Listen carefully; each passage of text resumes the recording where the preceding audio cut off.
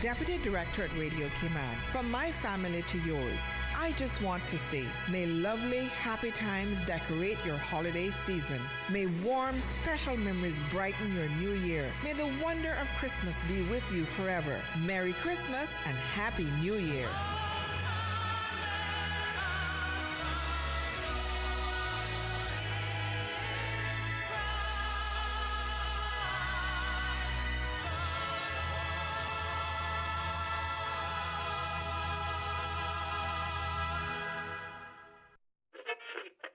I think they're doing a great job. A lot of them are. Good afternoon, Dwayne. How are you? Not too bad, sir. Ladies and gentlemen, Radio Cayman's Talk Today with Sterling Dwayne Ebanks. But I do have some questions.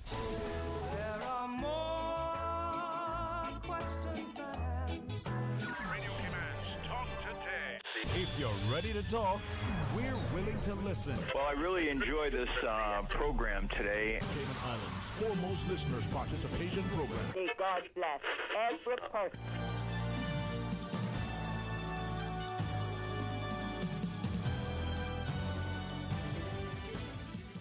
Hey, good afternoon and welcome. Thank you so much for joining us. Hey, it's a great day. It's a Thursday, and we're certainly indeed very thankful. Well, it's just the three of us. Just the three of us. Nope. And with that, we want you to join us because we're going to be joining our good friends from the Boxing Association for a quick few minutes to share with what's going to happen on the BRAC on Saturday. So stay tuned for Talk Today. Talk Today is brought to you by Fidelity Bank. For all your banking needs, visit fidelitygroup.com. Fidelity, we're good for you. Radio Cayman's Talk Today, the Cayman Islands' foremost listeners participation program. We ask our listeners to avoid statements or comments which are abusive, derogatory, malicious, or defamatory. Do not use any indecent language or make any statement which is false or misleading. Email talktoday@candw.ky or call 1-800-534-8255. Courtesy of Flow. Cayman's #1 network that connects you to your world like never before. Let your voice be heard. Once again, here's your host, Sterling Dwayne Ebanks.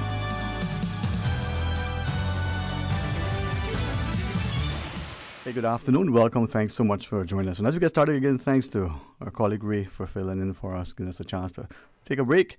Always honored to invite you, especially now as we give thanks, as we celebrate in fellowship and go into the Christmas. I don't know about you, but it's a season of eating and festivity as well.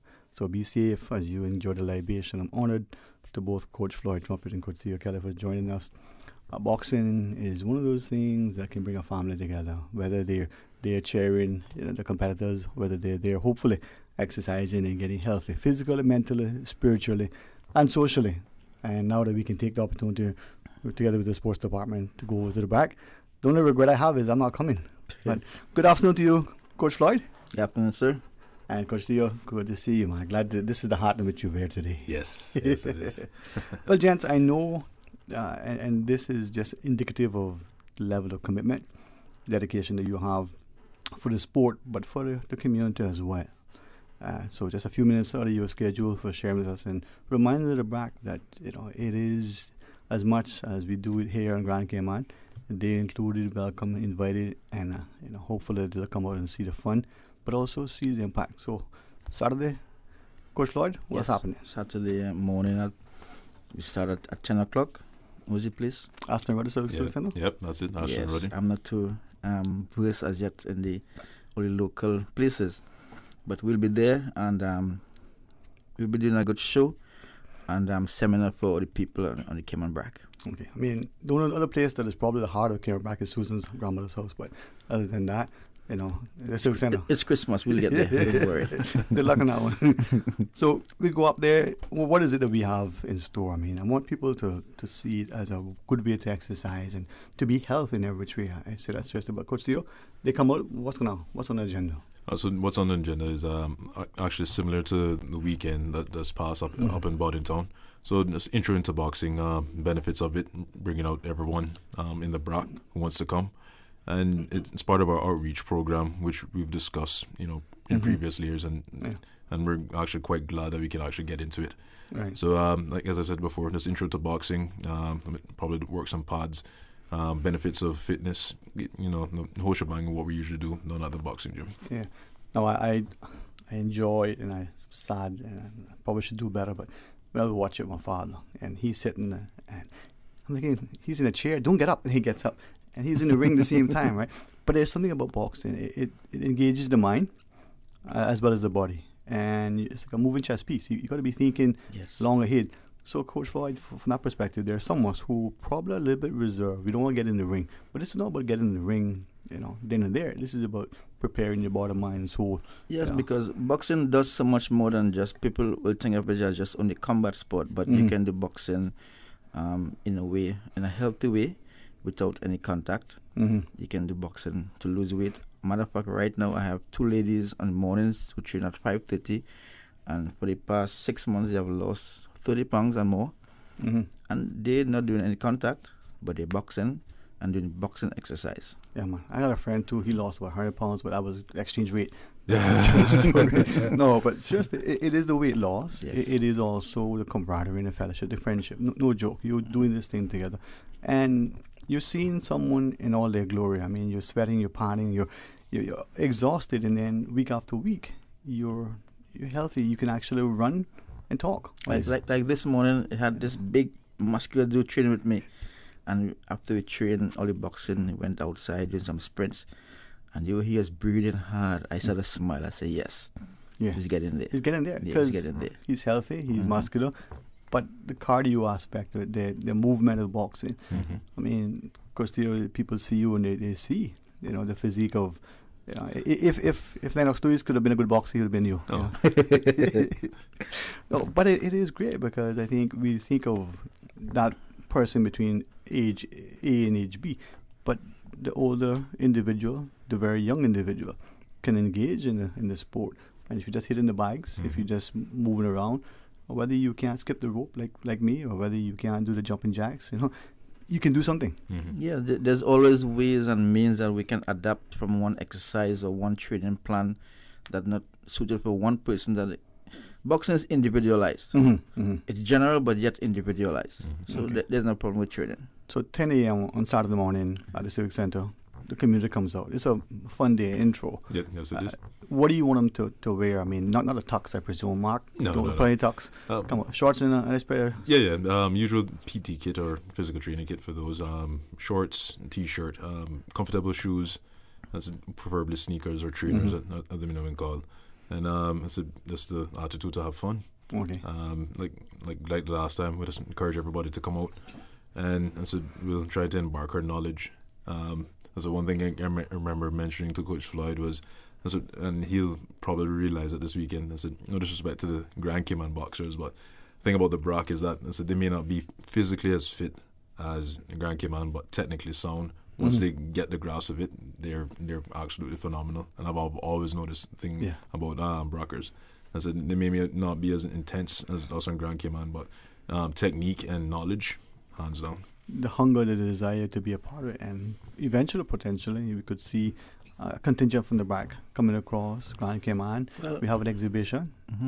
That's my dream, because like in Trinidad and Tobago, on one national boxing team for the past probably 5 or 10 years, they're only Trinidadians, except for one boxer was there some while back. But my goal is actually a boxer from the BRAC represent Cayman also on a Cayman national team. Yeah, man. I want to have a whole inclusion of all the boxers, that we can have a good pool and have represented from Cayman BRAC and Grand Cayman. And as we do that, across the districts, even though we look at the country as a whole with the 3 islands, but if we don't, and this is why I commend you, physically making the effort, and we can get there, invite the community out. Parents and grandparents come out with their children. They themselves may come out, and I can see the lady who starting to look at life a little bit differently and making some time to make sure that she look after herself as she did the family and get fit again. Exactly. Having fun, getting fit. Exactly. And there's also to try and turn the page as well. I'm still getting little comments and stuff about boxing being a brute sport, but as you mentioned, it is effectively a chess game. It is individualized, as Coach Floyd said, but it's also a group aspect as well, because boxers don't train alone; they train with a group. So even if we can change some minds on different narratives, that probably half the bottle, we'll be satisfied. And I'm glad, as I speak with you, a quick message came through. And this one says, it can be. They didn't use the word brute, but I'll use your word. But it's about the technical aspect of it. It's about physical fitness and discipline. So boxing is about technical, theoretical, tactical, physical, and psychological, 5 aspects of boxing preparation. But with that in mind, though, if you're thinking of all of that and you're looking at it, as you shared, 5:30 this morning, some of us are up hoping to go fishing, some of us are already out at work, some of us thinking 5:30 to go exercise, but it shows you the discipline and the determination and the dedication. The sun isn't really up until about 10 to 7 or so. By then, boxers have had an hour or 2 or 3 in the gym training. So people are going to see on the road in around Georgetown, probably from this week or the week before, maybe 2 or 3 guys running at 5 o'clock, 5:30. Those are 2 of our national boxers. So I told them, I said, boxers don't train 1 hour per day or 1 session per day. So I said, you got to come to the gym in the morning, and 5:30 we're going to run 4-mile block around the city. And so if you see them on the road, drive safely, don't bounce my boxers. But getting up in the morning to train is an integral part of boxing and show dedication from anyone, whether it's a real boxer or someone come to box for fitness. Yeah. I don't want to talk out of school, but if you would allow me, and I'm honored to be included in one of the classes at the gym. It's done wonders for me, mentally, physically. I now have 2 friends. I mean, it's really expanded. Only 2? Yeah, I have 2 friends now. I mean, it's expanded my pool of friends, right? And all of them have shared how even if they are tired, they've left work physical and mental exhausted, and they come into the gym and it's, I don't want to be here. Yeah. But 15 minutes in, and definitely by the time we leave, you feel energized, you feel renewed, refreshed. Yeah, you're sweaty, you're exhausted, but then you feel better, and then the night's rest comes easier and much more, of a peaceful, restful slumber. So hopefully our friends in the back will come out. Just show up, right? Yeah. Well, I must say thanks to Mitcham Harold from the Cayman Brack Sister Island Sports. Mitcham Sanford? Sanford, that's his name. Sanford, right? Yes. Yeah, he was a West Bay. Let's get no. He is the one who's helped us a lot there, and he's doing most of the promotional work there. So he said it's going to be a big show. Yeah, man. So I take his word for it that we're going to go there and put on a good show and get some boxers. And my goal is to have a coach there full time, training boxers there, that we can have real competition with the BRAC. Maybe we can, reassign Susan to the back of my show. Maybe. Susan, you want to be a coach? Yeah. You see her? Yeah, she got the moves. She has the moves. All right, so 10 o'clock is it? Yes, sir. And it's the day's going to go quickly. So I hope that come Monday, maybe if it's not in a position, a quick phone call to let us know how it went. Maybe, Mitchell himself could give us a shout to see how it goes. Yeah, we definitely will. We would love to hear the BRAC, and as they always are, very, very supportive. And for parents, I say this to you. There may be some reservation. You think it's about physical contact. It is that when you get the training. The next level, yes. But what I've seen initially, I come in, you put the boxes in the ring only when they're ready, under proper supervision. But before then, the father, the mother, the son, the daughter, the grandparent with the grandchild can come and safely exercise. And really our school after school program, you see kids are there 8 years to 14 years, and their parents are there sometimes sitting looking at them doing all the boxing, and sometimes they do some light sparring, which is good for them to understand life in general, because life is a battle. And boxing helps you overcome that battle in life. I like that, man. I mean, we've got a battle coming up in May, but before then, let's just kidding. All right, no, all jokes aside until you guys leave. So, start of the morning, which is the day after tomorrow. Yes, sir. Yes, sir. May you guys have not only a wonderful, a successful turnout, but a safe flight over and back, and all there enjoy themselves and see the benefits. Is it a small plane or a big plane? Look here, it's a decent size plane. You'll be fine. You're going by boat. That's why we send you off already. I'm claustrophobic. Yeah, we're going to send you by boat. Don't worry. Yeah. We'll put it in the catboat and send them across. I know what to do, don't worry. Do boy, pray. For what it's worth, my friend says, it's not that, it's the plane, it's the uncontrolled landings he doesn't like. Oh, Jesus. It's going to be a safe flight. In the name of Jesus, man. Thank you, sir. It's going to be a good flight. In that sentiment, I like to say that the Cayman Islands pilots are one of the best in the world, if not the best. Yeah, Right. And the BRAC flight, honestly, those guys are awesome. Yeah, and they are. I mean, all of the team, but the complement that fly between here and the Sister Islands.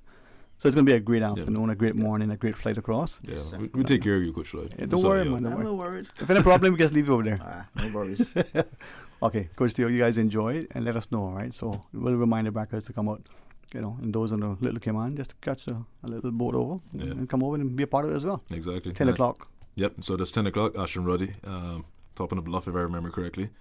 Yeah, that's right. Like, yeah, right. Excellent, and we'll see everybody there. Okay, man. Gents, have a wonderful afternoon, God's willing, and see you again very soon.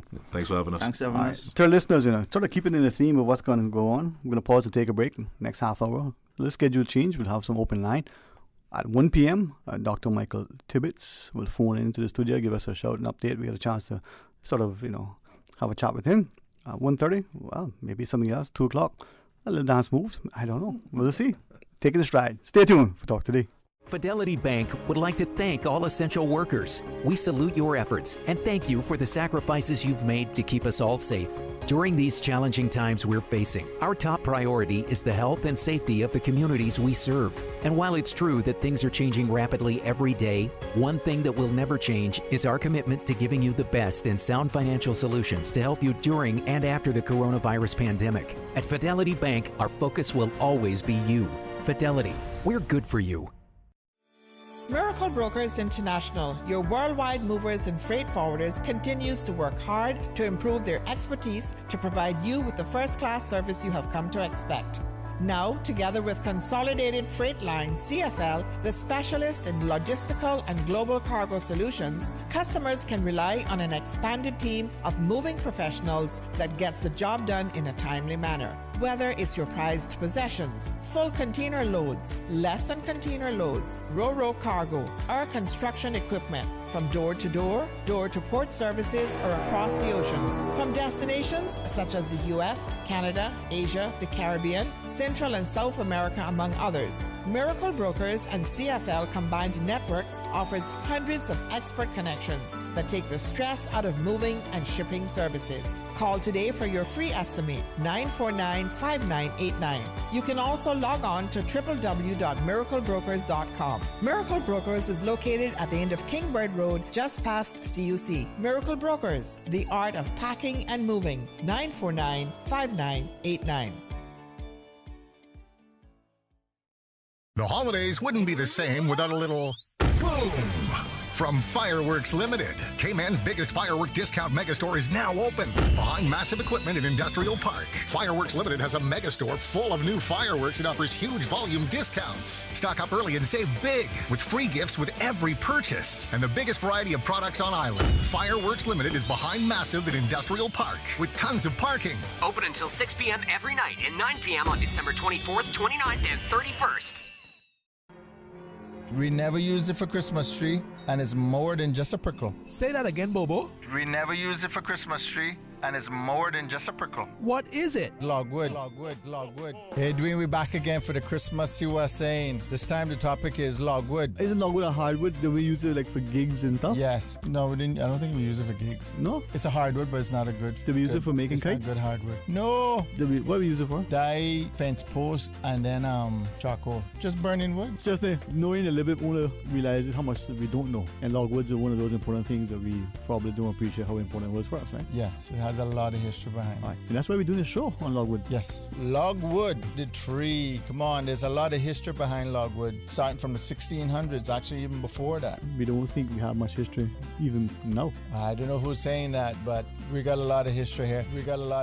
See what I say is a special feature of Talk Today with contributions from the National Museum, a language, history, and culture show on Radio Cayman 89.9 and 93.9 FM. This Friday, December 18th, topic is logwood. More than just a prickle.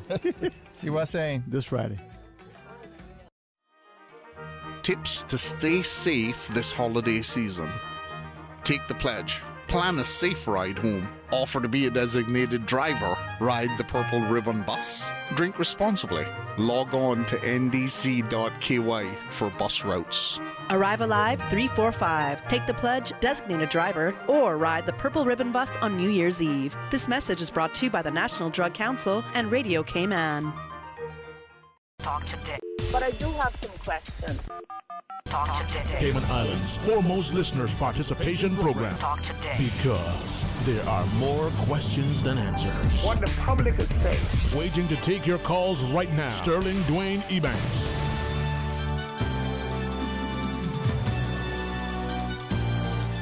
Hey, good afternoon and welcome. Thank you for joining us. Thanks to Susan. I mean, some days it makes me sound almost a cross between James Earl Jones and, I don't know, maybe it's Samuel Jackson, you think? The lawyer? No, the actor. 8949-8037, 949-8037, or 1-800-534-8255. Hey, give us a shout and share your thoughts with us. Live a little, laugh a lot, and love even more. It's going to be a beautiful, blessed Christmas as we celebrate together.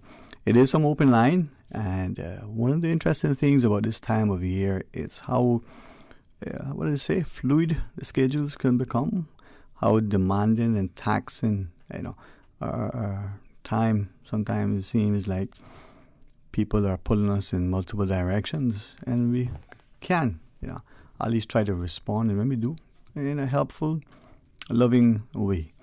So, as we have some open line now, we invite you to call and share your thoughts with us. As we shared, God's willing, we'll have a by sort of electronic means phone connection with Dr. Michael Tibbetts at 1 p.m. right after the news. We'll connect up with him and have a conversation.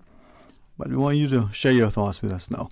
And in that sort of spirit of sharing, the East End Community Foundation, says, "'Tis the season for the reason, right? Or is it the reason for the season?" Says, come out and carol with us as we celebrate the reason for the season, Thursday, 17th of December, which is today, Miss Susan. It is Thursday, the 17th. So this evening, 6:30 in the George Dixon Park, come sing some Christmas carols, be merry, spread the joy, as they light up the park. And of course, as we get together in fellowship, we have some light refreshments. So it's the East End Community Foundation this evening inviting the community, and East Enders in particular, at 6:30 in the George Dixon Park to come out and start being a part of the fellowship. And when we think about it, we realize how challenging it can be for many of us just to do some of the things that we need to do to get the year in, sort of clear off the financial statements prepared, our clients and customers, to ensure that we're dealing with their affairs as they need equally, our families. But perhaps let's not forget to look after ourselves, our physical and sort of financial well-being, but our mental well-being. And part of that, I think, is taking time to exercise, take a walk. For some of us, just to sit in the surf as the water just eases its way against the shore and you feel the sand between your toes. For others, it's the smell and the taste of the salt air as what, it refreshes and rejuvenates the mind and the spirit. For some, it's just spending time with the parents and the children, and maybe tasting that cassava cake that you have very deliberately denied yourself the pleasure, or perhaps because it's not something that you could partake of as often as you would like because you can't make it or make it as well as grandmother or your mother. But maybe you didn't have time. So this is the time. Well, 949-8037, 1-800-534-8255. It would also be remiss of me if I didn't. I lost count. It's one of 5 fingers for me anyway on each hand. And the number of calls back to back where a number of people who shared that it seems, in the Cayman context increasingly so, that the political landscape is changing and probably has changed, not necessarily for the best. A lady caller just off air not long before we started today's program, shared that as she was listening to the debate in our Legislative Assembly, the notion that the people we elect sometimes seemingly, and I say this probably not as respectfully as she went to pains to sort of express herself. It's not personal, it's not meant to be vitriolic. She said it's not meant to any shape, form, or fashion, as I paraphrase what she was sharing. It's not meant to call them out in a way that makes them feel that they're not valued nor appreciated, but perhaps to get us as voters to recognize that there's a growing responsibility on our part, especially now, not only because we have an upcoming election in a few short months, but specifically because of what we are presently enduring in this year. What will next year be like? Well, nobody knows, hopefully, and this is just my thoughts, not necessarily what she shared, but she certainly conveyed it, hopefully, or we're prayerful and seeking a level of protection and provision. Now, she also went on to share that the people that we have in leadership, and as she was focusing on the Legislative Assembly, that they would look very carefully at what laws they pass and amend, what they say, and how their contributions, or sometimes their lack of seemingly public contribution to the public record, the debates and the like, how that would reflect 50 years from now. She said that as a sort of retired attorney, she shared it was appalling that the discussions, whether it was a legal practitioners bill or the now just passed legal services bill, as we've now termed it, a new act of parliament, that itself would, in the sense of how the international community will look at us, carry such great weight. And she shared, what will that mean for future generations? Well, nobody knows. But what it could possibly mean for the next few weeks, if she understands it, potentially in the UK, in London in particular, the potential merger of thousands of lawyers as the firms decide to sort of band together, potentially the impact that it could have on the Cayman employment landscape. Could we see 50% of those employed in that sector becoming redundant as firms move their business to other jurisdictions that may be cheaper to operate, may be easier to recruit staff as opposed to having them to move, especially now with the difficulties of the physically traveling from one destination to the next. And then what, she says, would that mean for other professions?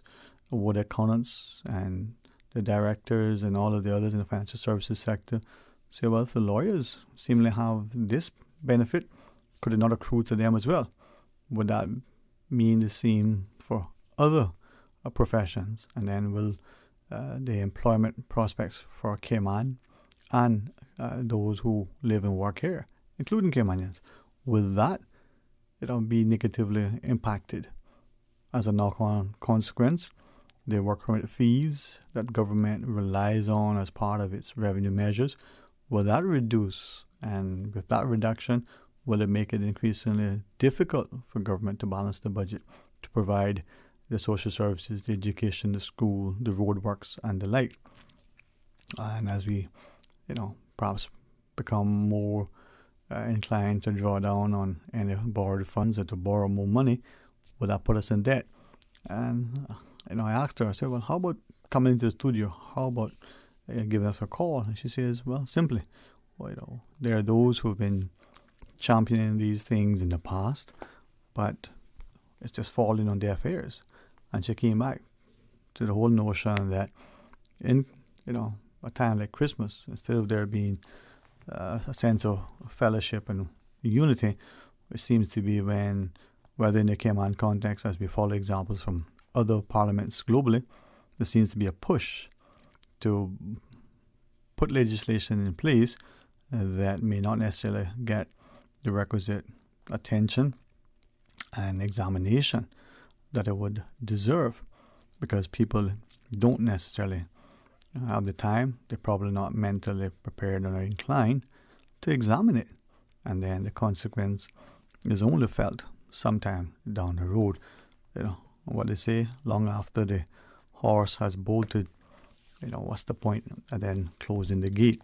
Now, your thoughts, 949-8037, 1-800-534-8255. Let's pause and take a short break, and when we come back, more Talk Today.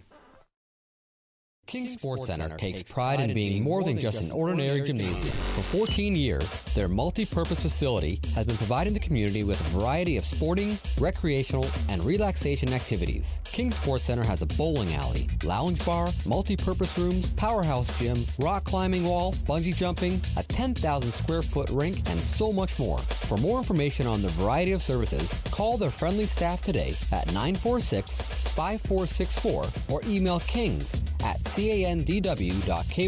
or visit www.kingsportscenter.com. King Sports Center, your one-stop shop for fitness, recreation, and relaxation.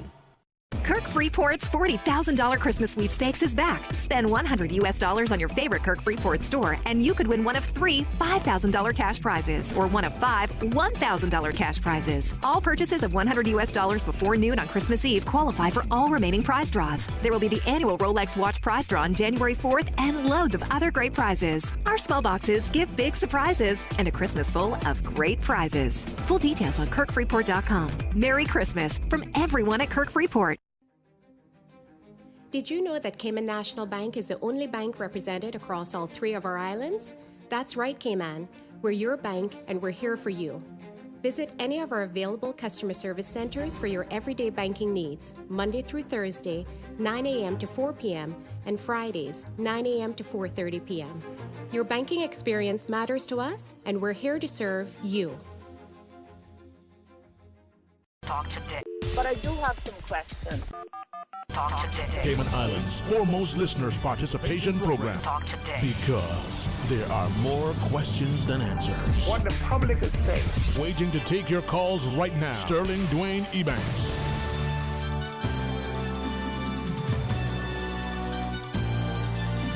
Hey, good afternoon. Welcome back. Thanks for sharing with us. 949-8037 or 1-800-534-8255. And you can WhatsApp. Was it 925-3261?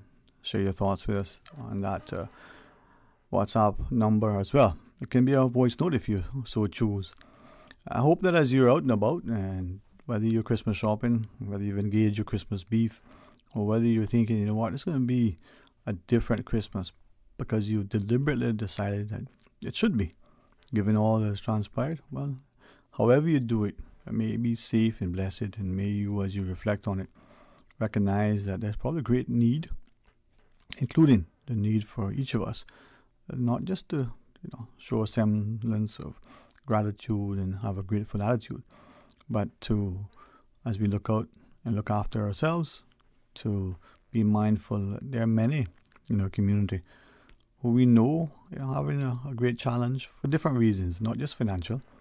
There may be other issues, but as much pride as we may have, and as careful as we may want to be in how we offer any help, let's still reach out. We have to be our brother's keeper. We have to be a community where we're looking after each other, and we are reminded that it is, through a sense of love, that agape love that brings us together, sustains us. And what we said, house divided can't stand. Well, a community united is indeed strong. 8949-8037, 1-800-534-8255. I'm not a storyteller, but let me try to, relay one that was shared with me. The fellow says, I had a couple of days off, and I had a great opportunity to sit in the company of someone that I hadn't had the great pleasure in a long time. And in so much as, we were all listening as the story was relayed, it speaks of a time when, in the land, there was much disquiet and discord, dissension and division, but equally a notion of hopelessness and despair.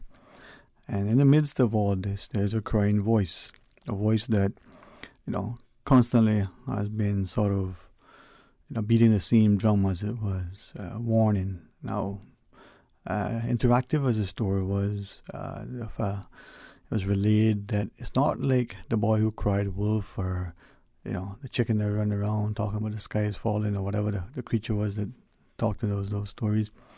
But it was a forewarning of what could transpire if certain things didn't happen. And the need to pay attention to what is happening to you individually, to your family, to your neighborhood, to your wider community, to your country, and the like. And one sort of very, very salient point that sort of struck a nerve with someone as we were listening was the notion that that's not unlike what has been happening in our own country, whether we isolate it to our physical development, or the impact on our environment, the threat to our social fabric, the seemingly push by political pundits and their puppets to position us in a place where there are those who have, whether that's money or power or position or prestige or great pay, and as a result they can enjoy the trappings of life while others seemingly just exist. Now, as I listened, I was thinking, surely that's not who we are and where we are. And surely those that are in a position, whether it's our parents, whether it's the pastors in our churches, or whether it's the principals, within our businesses, or whether it's the political people who have been elected or appointed, or whether it's the creation of a strong, agency, whether it's a military-like agency, whether it's a civic-like agency, whether it's one that is charitable. Those agencies and individuals, that they're there to offer up assistance. Now, one individual chimed in and said, well, is it that we're naive into believing that as we give people power over us, then are we to abdicate our own responsibility and our sort of inherent obligation to think and to ask questions? Now, quickly, the discussion turned to the notion that, especially this time of year, when people are busy trying to get things in order, and not unlike what may have transpired as children, where we help the parents to, back the sand and paint the houses and get it ready, or in more recent times when as adults we probably were concerned about what presents, we'll get for our children, or what are we going to do in relation to servicing our clients. Or maybe now, where it's a challenge. We know financially it's a great difficulty to make ends meet. But the question remains, what is it that is most important?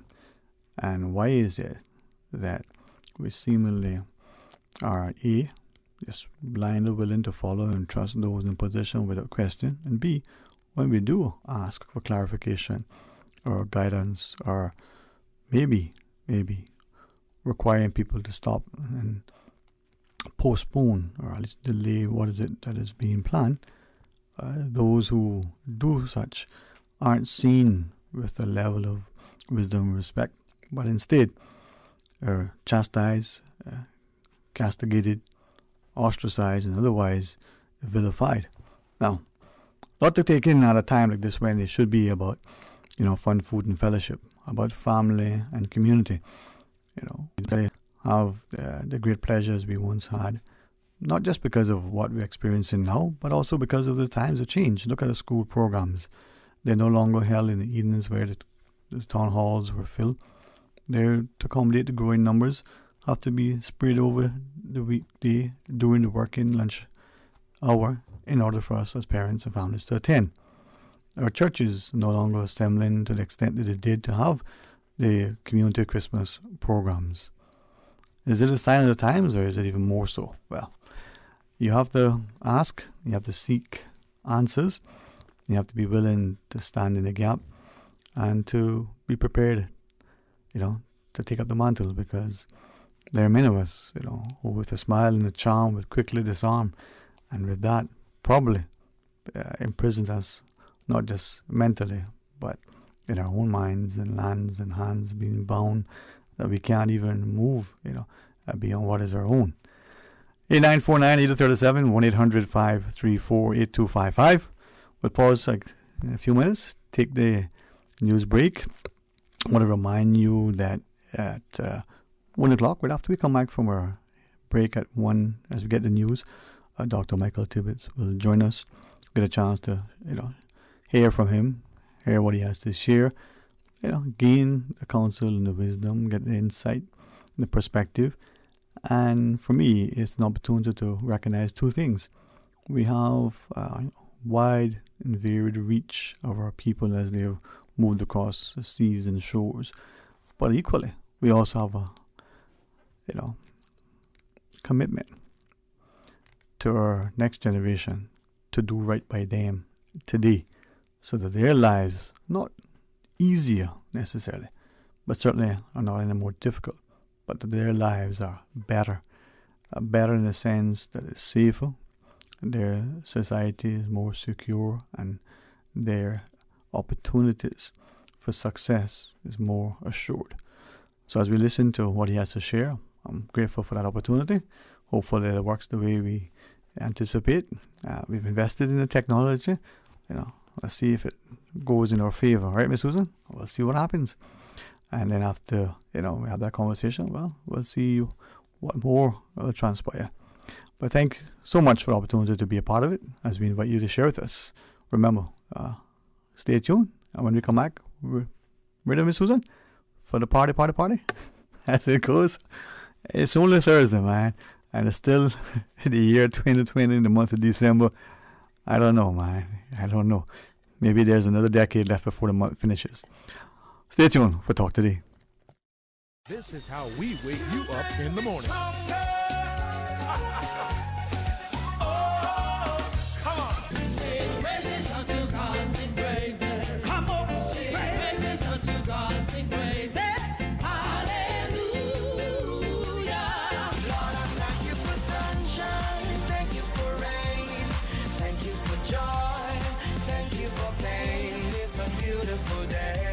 Praise time on Radio Cayman.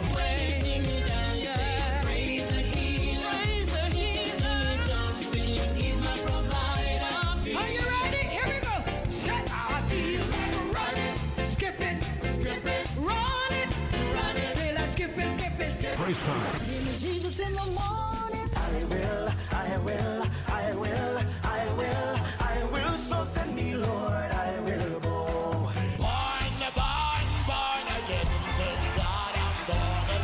Weekday mornings from 6 until 6:30. Follow Radio Cayman on Twitter. All the latest information, breaking news, community events, and more. Follow us at twitter.com/Radio Cayman. Today's biggest news. Radio Cayman. It's only 2 species that we have in North Miami. Your voice, your choice. It is in the best interest of the people of these islands. Local, regional, international. This is Headlines from Radio Cayman's newsroom. Today's biggest news. With your latest headlines, I'm Felicia Rankin-Solins. The Ministry of Commerce, Planning and Infrastructure has announced that Mr. Troy Worms will assume the top position as director at the Public Works Department effective January 2021. In international news, Dutch prosecutors have found a hacker did successfully log into Donald Trump's Twitter account by guessing his password, MAGA 2020. But they will not be punishing Victor Hevers, who was acting, quote, ethically. Mr. Hevers shared what he said were screenshots of the inside of Mr. Trump's account on October 22nd during the final stages of the U.S. presidential election. A host of European leaders are self-isolating after the French President Emmanuel Macron tested positive for COVID-19. The French president attended a number of high-profile events in recent days, including an EU summit. A former associate of deceased U.S. financier and sex offender Jeffrey Epstein has been detained in France. Prominent French modeling agent Jean-Luc Brunel is being held on suspicion of rape, sexual assault, and human trafficking, French media report.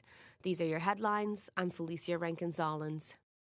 For the latest in news and information, follow Radio K-Man on social media, Facebook, Instagram, Twitter. Download the Radio K-Man app or log on to our website, radiokman.gov.ky. Your voice, your choice, your radio. Fidelity Bank would like to thank all essential workers. We salute your efforts and thank you for the sacrifices you've made to keep us all safe. During these challenging times we're facing, our top priority is the health and safety of the communities we serve. And while it's true that things are changing rapidly every day, one thing that will never change is our commitment to giving you the best and sound financial solutions to help you during and after the coronavirus pandemic. At Fidelity Bank, our focus will always be you. Fidelity, we're good for you. The Cayman Islands Chamber of Commerce Pension Plan. We're here for you. We are a not-for-profit, member-centric plan with a democratically elected volunteer board of trustees representing all sectors of the Cayman Islands economy. We have an all-in expense ratio of less than 1%, over 20,000 members, and $490 million in assets under management. We were the first multi-employer pension plan approved by the regulator in the late 1990s, and today we are still strong, secure, and are here for our employees and employers alike. If you would like to join or require further information, visit chamberpension.ky. And for information as it happens, follow us on Facebook, LinkedIn, or Instagram. Email admin@pensions.ky or call 745-7630. The Cayman Islands Chamber of Commerce Pension Plan. We're here for you. Cybercrime happens online or through the technology we use every day. Anyone can be a victim of cybercrime, whether you are a young person being bullied or harassed online, or an older person or business who's been scammed out of money or personal data. Cybercrime is an issue that touches all of us. The Cayman Islands government has therefore created an online resource to help keep you cyber safe in an ever-changing world. In online situations, it is better to be cyber safe than sorry. Learn now to protect yourself against cybercrime. Visit gov.ky/cybersafe. Talk today. But I do have some questions. Talk today. Cayman Islands' foremost listeners participation program. Talk today. Because there are more questions than answers. What the public is saying. Waging to take your calls right now. Sterling Dwayne Ebanks.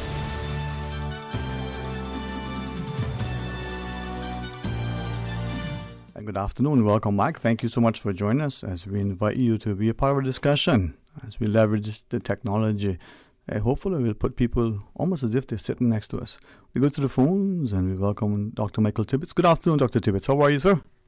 Good afternoon. How are you? Very well. And thank you so much for taking time out of your schedule to join us as we, reflect on what this year has been so far and hopefully very, very positively and prayerfully, anticipate a better year ahead. Yes, sir. Absolutely. Now, for our listeners, if you would, be so gracious, give us a brief bio and introduction of yourselves. And certainly don't be shy in hailing up the, Sister Islands connection in particular. Sure. So my family goes back in the Sister Islands many, many generations. Think back to some of the founding families in the 1700s, early 1800s. My grandfather was Linton Tibbetts, grew up on the Brack, amazing story, came to the States and built a business there and then also gave back to the islands in many ways. Mm-hmm. My great-grandfather, I like to say, built wooden sailing ships on the beach next to his house. And really, I'm just thankful for our family heritage in the Sister Islands. Mm-hmm. I grew up in the States, often visiting the islands, but went to school in the States. I went to college and tried to avoid being a part of the family business at some point. I thought I would chart my own course to medicine. And so I studied molecular biology in college at Princeton, and then I went to medical school at Harvard and trained from there. I also had some opportunities to do research at Oxford during my college years. So steered a path to medicine, and then as life progressed, I decided to move away from medicine, and I enjoyed being in the islands and being involved in the family business, and so I transitioned out of practice and now have been in a full-time role helping to manage our family's business, which is the Clearly Cayman Resorts, so Little Cayman Beach Resort, Cayman Brac Beach Resort, and Cobalt Coast Resort, as well as our dive operation, Reef Divers. So it's really been a joy to be able to be in the islands more often. I also help direct the Little Cayman Museum, which my grandfather founded, which has just been a real joy, and I'm just thankful for that history. I think life is richer when we know our history. Indeed, man. And I am very grateful that you would just quickly give us a bio. It is, for me, in asking you, simply to get our people to start to appreciate that as Caymanians, we have spread our wings far and near, and our reach and our wealth, not just our financial wealth, but our social wealth is something that we probably don't necessarily value nor even know of as much as we should. And so as we are here on Grand Cayman, Cayman Brac, Little Cayman, we're also here and present in Florida, in Texas, in other Gulf ports, but also in Europe and other parts of the world. And we just need to remember that that salt water that went through the veins of our grandparents or their great grandparents still flows in us. Absolutely. All right. So here we are in a time that even the greatest of minds probably could not have anticipated. We will be facing healthy people, and guide me in this. I understand from physicians who would say that ordinarily in a pandemic or in a situation where some illness threatens a population, they would isolate, the most vulnerable and, not so much, my words, imprison the healthy. This time around, all and sundry equally incarcerated. Is that how it is normally, that, you take care of the vulnerable and then the rest can move about somewhat freely, as opposed to what we've adopted as a global standard this time around? Yes, I would say that's typically true. The very difficult situation we're in is we are dealing with a virus, in the virus that causes COVID-19, that causes such a spectrum of illness in people. And many people are asymptomatic, maybe half are asymptomatic. And we know that the disease disproportionately affects the most vulnerable and elderly. More than 80 to 90% of the deaths have unfortunately come in individuals over 65, 70 years of age. But the real challenge is then that because so many people can be asymptomatic, we have a hard time knowing who has the virus and who can transmit it. Right. And so if we could do, in some cases, just a check of a temperature to know if someone has a fever and screen them in or out, it would be easier to control. But because it's a sneaky virus and is spread relatively easily, that's why many governments have taken the action to isolate the whole population. Right. And I just in reading and trying to inform ourselves, we're obviously somewhat conflicted and confused. But just this week out of the UK, we understand that there may be a new strain of variation, something that has mutated that potentially may be different. How does that, affect the efficacy of a vaccine? Right. So there's all these challenges, right. I guess, huh?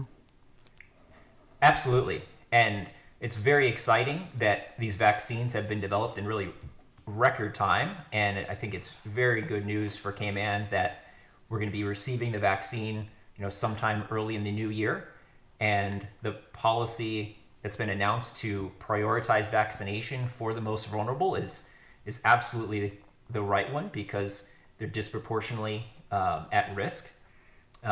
But unfortunately, vaccine isn't a magical key to unlock, the islands or to solve this pandemic. It's going to be a process over time to play out. And as I listen to you too, I'm reflecting on other comments from physicians who are still practicing, who have shared that even our terminology, we use social distancing as opposed to physical distancing. We're using words like, quarantine and sort of, we're under lockdown and unlocking, that those potentially could have significant impact on our mental health going forward because of the connotations in itself. Are those things that, and I want to certainly invite you to share with us as specifically as how we move forward, but are those things from your training over Princeton, Harvard, and Oxford of great concern that maybe we're ignoring? Absolutely. I really think they are. And I think we focus so much on the virus and the illness it causes, appropriately so. But there is a mental toll that isolation brings, that joblessness brings, that poverty can bring.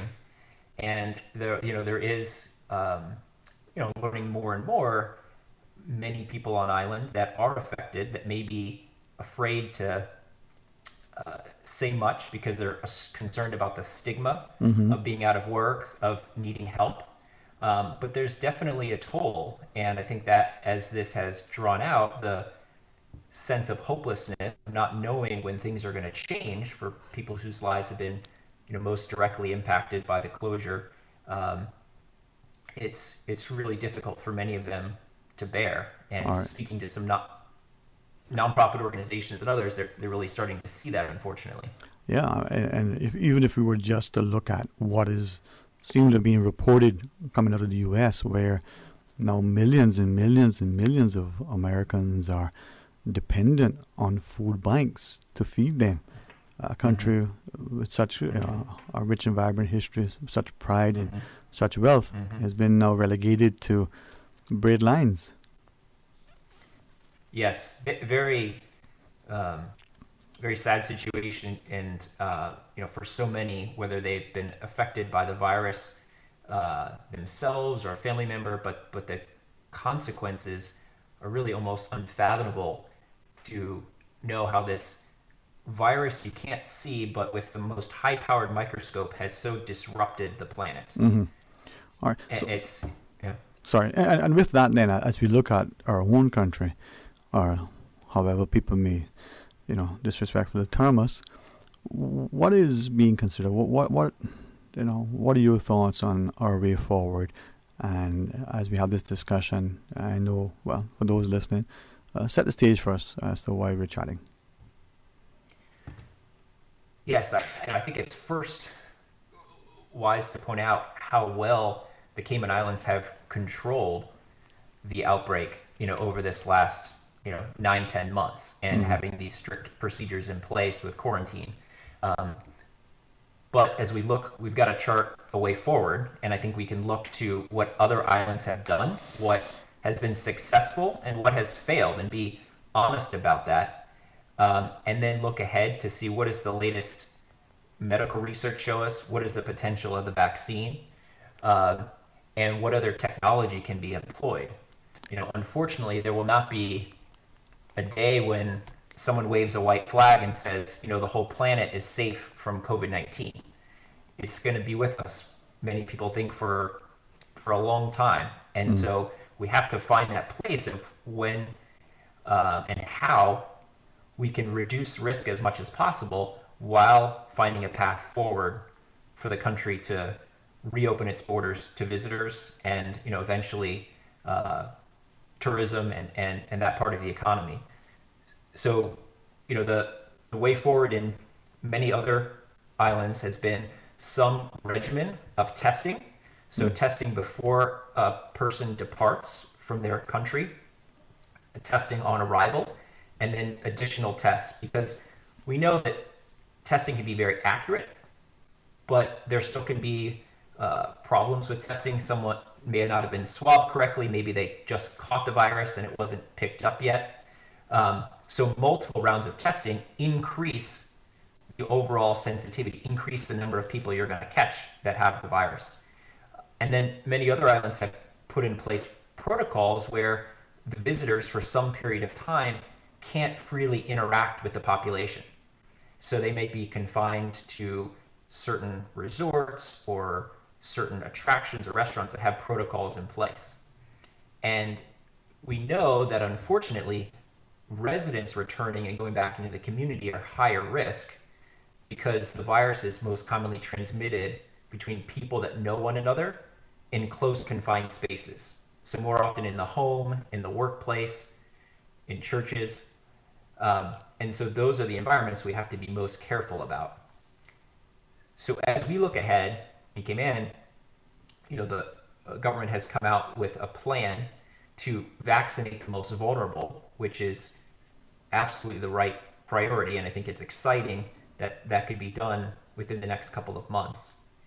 And then has looked to a plan to allow people to return without quarantine if they've been vaccinated. And so that's certainly a path forward. Mm-hmm. I think that we also need to consider a path forward for those that are unvaccinated, because we still have some questions about the vaccines. Mm-hmm. We don't know how it will affect children under 16. Those studies haven't been done, and they probably won't be done, and we won't have definitive results until the summer or later. We don't know how it affects pregnant women, people that are immunocompromised. So we have to, I think, look at another path of how do we safely have a path to minimize the risk and reopen to visitors who haven't been vaccinated. And I think it's also important to point out that even vaccinated visitors, as the government has outlined, will need to be tested, because the best vaccines may lower the risk of illness by, say, 95%, but they may only lower the risk of transmission by 50% by some estimates. Mm-hmm. So someone may not get sick, but they could still carry the virus and make someone else sick. So that's why the government has said you need to not only have a vaccine, but you need to have multiple rounds of testing as well. So as we're speaking to Dr. Michael Tibbetts, I really appreciate you taking time out, and obviously hearing different voices, different perspective may give us a chance to engage in greater dialogue. But you're referencing testing, and I know that there are some who were talking about the testing and questioning its validity, questioning, as you said, how it's being administered and the like. This is the PCR test that you refer to, just for clarity? Or is there another? Sir. Okay. Is there a way then, so that given some of what we've heard, in the last months about the testing, and is there another way that we could perhaps conduct the test as opposed to sticking that swab, some say, as far into the gray matter in the brain as they can? For some it's not unpleasant, for others it's just a thought. So saliva, blood, is there another method that we could perhaps consider? Yes. There is increasing evidence that saliva-based testing can be very accurate mm-hmm. and have the same sensitivity as the swab test. Mm-hmm. There's also evidence that doing the swab that goes to the gray matter, as you said, may not be necessary, mm-hmm. and that doing a swab, more on the front part of the nose, still may be a little uncomfortable, but definitely not like going to the back of the brain, can be very accurate. So there's new technology, and some of the different MBA teams, some professional teams are using that saliva-based testing, mm-hmm. and the evidence is very good that it can be quite accurate. And in some cases, it can actually be better, because if you spit into a container, you mm-hmm. know you're going to have a definitive amount of saliva. Mm-hmm. Whereas when you do a swab, maybe you don't get the right spot. Maybe you don't swab it enough. Mm-hmm. So I definitely think there are new technologies that we can look to, and even beyond PCR testing, there's some other types of tests that may not be quite as sensitive, but if you do them more frequently, they can catch the same number of people that are infected. So maybe another test that's much less expensive you could do every other day versus a PCR test at 4 or 5 days and still have a similar outcome. Right. I guess this is where, as we have, hopefully, very open, candid, very honest discussions as elected politicians, as appointed government officials, as an informed, responsible, respectful populace, that we can figure what's best for us. Because, and again, if you don't mind me asking you to guide us from the science perspective, as a physician, even though you say you stepped away from the practice, there is increasingly still a lot of fear within our community. Even now, with the promise of a vaccine, people are thinking, well, what will that do? As you shared, those under 16, the expectant mother, the immunocompromised. I mean, a person who has, some health issue, take this vaccine, and instead of being helped, they're significantly hurt and perhaps dies. So what then, as we look at this, maybe as I ask of what we're considering going forward, what then can we do, in particular from a political sort of directorate perspective, that we don't become overly pressured by businesses or by the international community or by others to bend in such a way that we put our small populace at greater risk? Well, I think, to first reflect on the vaccine, they've been studied in tens of thousands of people, and there are still some risk, we know, with maybe allergic reactions or other problems. But I certainly feel that I'm ready to get a vaccine as soon as I'm able. And I know Premier and others have volunteered that as well. So I'm confident that the efficacy, safety of the vaccine far outweighs the risks, to someone, especially someone who's elderly or otherwise medically vulnerable. So I think we have to think about, on the vaccine side, I think we also have to think about, what does it mean to be safe? How do we define safety? Is that a chance of 1 in 10, 1 in 100, 1 in a million? Because we know that there are risks, as you said before, about when you talk about mental illness or mental health. What are the risks of, for example, many people being out of work for a very prolonged period of time? And how do we weigh that risk and the risk overall to the country, the economy, versus the risk of the illness? I think we tend to, as human beings, we tend to over exaggerate the risk of somewhat catastrophic things. We think more about dying on an airplane crash, whereas we're much more likely to die in a car crash. And so when we think about, even the risk in the islands, you've been much more likely in Cayman to have died in a car crash in the last 6 months than in some other islands that have reopened from COVID-19. And so how do we think about weighing that risk? Are you comfortable getting in your car versus, the illness? And so these are tough questions because everyone's going to have a different risk tolerance. And that's understandable, and so we have to kind of come to a consensus about what that is. And as I listen to you too, I mean, you're talking about, as you said, the vaccine being tested, but the Oxford one, for instance, media reports initially indicated that, 2,700 people was their sort of test base. That's a small number of people. Is it the other one, the Pfizer one, 30,000 people or so? Increasingly, there'll be more people as more get the vaccine. So, in a sense, this mass vaccination program is just another testing base to see how it plays out statistically. Is it then that those concerns that we have are unfounded, or is it that we would be prudent to not rush, headlong, as some will, for different reasons? I think, again, it comes back to understanding of risks, and each person will have to make that decision. I think there's overwhelming evidence that for the vast majority of people, these vaccines are safe and effective, and that's with scientific studies, you have to power them. You have to have enough people in them to try to draw these results, to draw these conclusions. And so I think you might be referring to like one study from AstraZeneca. There was only like 2,700 people in one arm of it, where they got a half dose initially and then a full dose.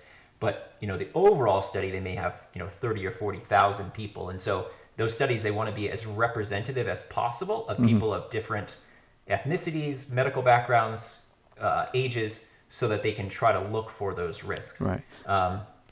And as I listen to you and we read, the sort of mainstream media, and we'll see, vaccines were administered and there were deaths as a consequence. We see where, the vaccine on the second dose, the effective rate isn't significantly that high.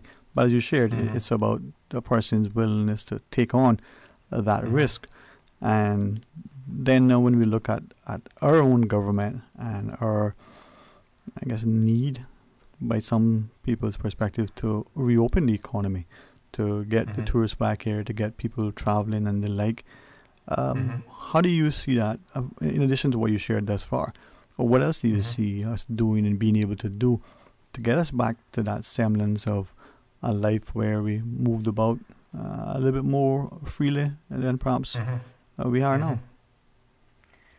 I think it's a stepwise process. It's a stage process. It won't be a light switch to kind of open up. And so, my thinking would be is that you really have to start with the most conservative approach, which would be, certainly after the most vulnerable are vaccinated, and then a program of pre-arrival testing. So you could weed out, 80 to 90% of people that could be infected before they even arrive on the island. Now, as it is, pre-arrival testing has not been required. And so that's why we're seeing, every week a number of people that are testing positive. That number would likely come down with pre-arrival testing, and then testing on arrival, and then some type of precautions initially for those people coming back into the islands. And so, again, for visitors, that might be staying within a certain location where protocols are in place. That might be, only going to certain restaurants.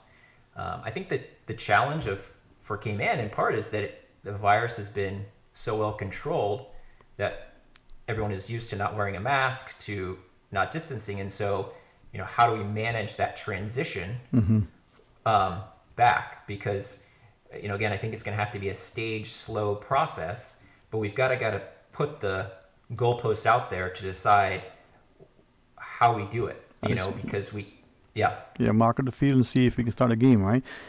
Exactly. But you were sharing, even with the vaccine, there's potential that, yes, that may protect the person from contracting, but not necessarily protecting the person from transmitting. So in some instances, again, managing the risk and doing those assessments. A quick question came in, and it was also asked of us off air as well. Mask wearing, the person with the vaccine, would it be advisable that they equally wear a mask as well, since the mask protects not you but protects the other person? That's why you wear the mask. So any thoughts on that? I think it could be a consideration for some period of time when someone comes back on island in certain settings. It certainly wouldn't increase any risk, so it would certainly lower risk, and I think as we think about these protocols, you can kind of build risk estimates. And so, in some of the models that I've looked at, if we require these multiple layers of testing, you may say of 10,000 potential people coming in, with these first couple layers of testing, you may have 4 people out of 10,000 that may still be infected and not caught. But then if you layer another layer on of having them wear a mask for a certain period of time and maintaining distance, you lower that maybe by another 90%.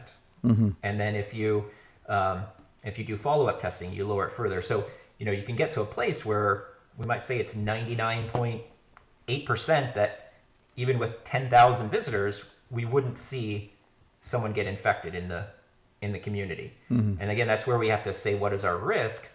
Is that good enough? And some people may say yes, some people may say no, but that's the kind of conversation we have to have. Other islands in the region have said, look, it is a very small risk, but we're willing to take that risk. and have different policies. Some only require a test before arrival. Some require test before arrival, on arrival, after, and these restrictions. So it's about risk tolerance and understanding. But I think I always want to step back and say, what are the risks of not moving forward, and what is the impact on the community, on, as you said, the mental health? Because I'm hearing more and more stories of people that are struggling as this has gone on. And so I personally think that there is a path forward that is extremely, extremely safe to protect the community, but also allows a path forward for parts of the economy to reopen. Right. Now, Dr. Tibbetts, I know that you have a very, very taxing schedule. We do have a commercial break that we will take shortly. If you are inclined and certainly amenable, we could pause and just rejoin the conversation. But if you have to press on to other things, what works best for you, sir? I'd be glad to press on and talk further. Thank you very much for that. Okay, when we come back, Dr. Michael Tibbetts will rejoin us. So we invite you to stay tuned for Talk Today. Paramount Carpet Cayman Brac pre-Christmas sale is back for 2 days only, Friday, December 18th and Saturday, 19th December. Save big with up to 50% off select carpet and tiles, wall and floor tiles as low as $10 a box, universal mats from as low as $5 a pair, and up to 15% off many more items. Paramount Carpet Cayman Brac pre-Christmas sale, Friday, December 18th from 8 a.m. to 5 p.m. and Saturday, December 19th, 8 a.m. to 2 p.m. Followed by the Children's Christmas Party at Spot Bay Park from 4 to 6 p.m. Paramount Carpet Cayman Brac, located at 342 Spot Bay Road. Call 948-2665. We do a whole lot more than just cover your floor at Paramount Carpet. It is the season of giving, and there is no better place to shop than Penha, Mac, and Victoria's Secret. Amazing savings on already low prices, and when you sign up for the Penha loyalty card, you get 3% back on all your purchases. And while you shop, enter raffles to win major prizes up to $5,000. Penha, Mac, and Victoria's Secret on 40 Cardinal Avenue in Georgetown. Your Radio Cayman 6 p.m. news, Monday through Friday, is brought to you by Logic. Your life connected. Attention Caymanians! The registration deadline for the 2021 elections has been extended until 20th January 2021.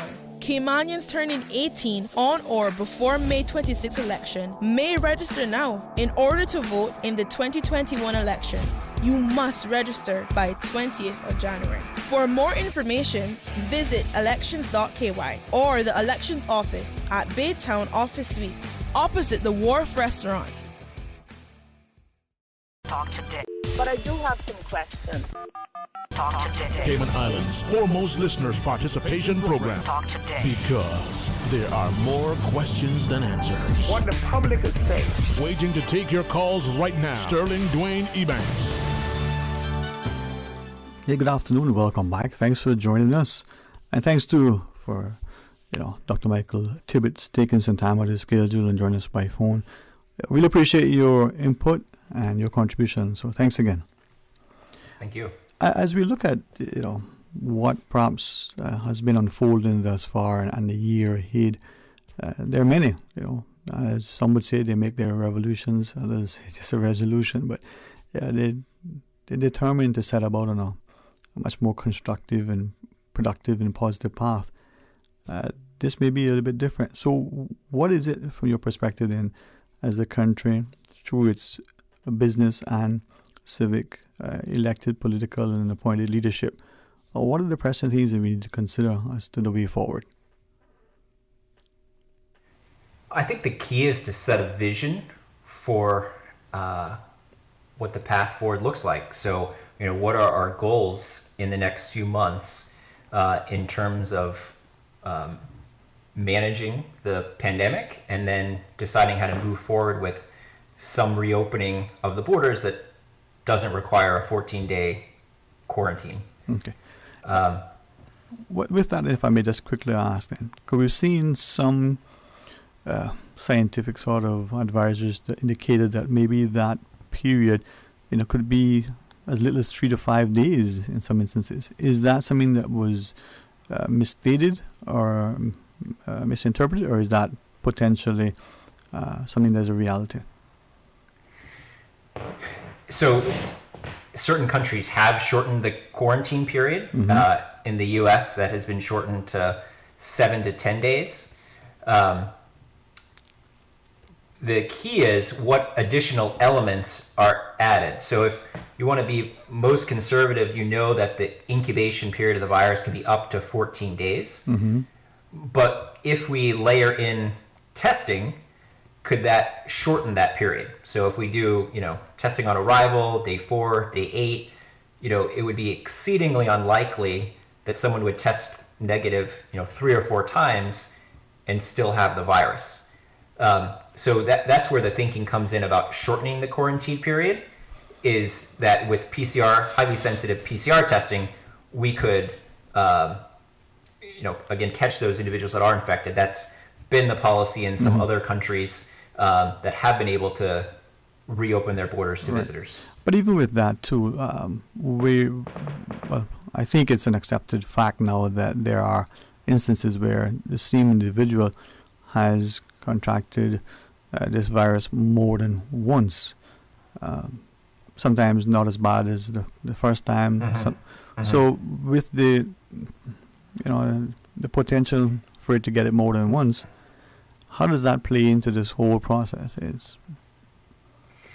That is one of the unknowns in terms of how long will immunity to the virus last, whether someone has been infected with the virus or someone receives a vaccination. And that's another variable to consider. I think there have been a few isolated case reports of people becoming reinfected. I do think it's exceedingly rare, though possible. And again, I think that's why some degree of testing will be with us for some time, because of the nature of some of these questions that remain. Right. And that's the thing. I may invite you, if you so choose. I really appreciate not just your intellect and insight, but the diplomatic tone and approach.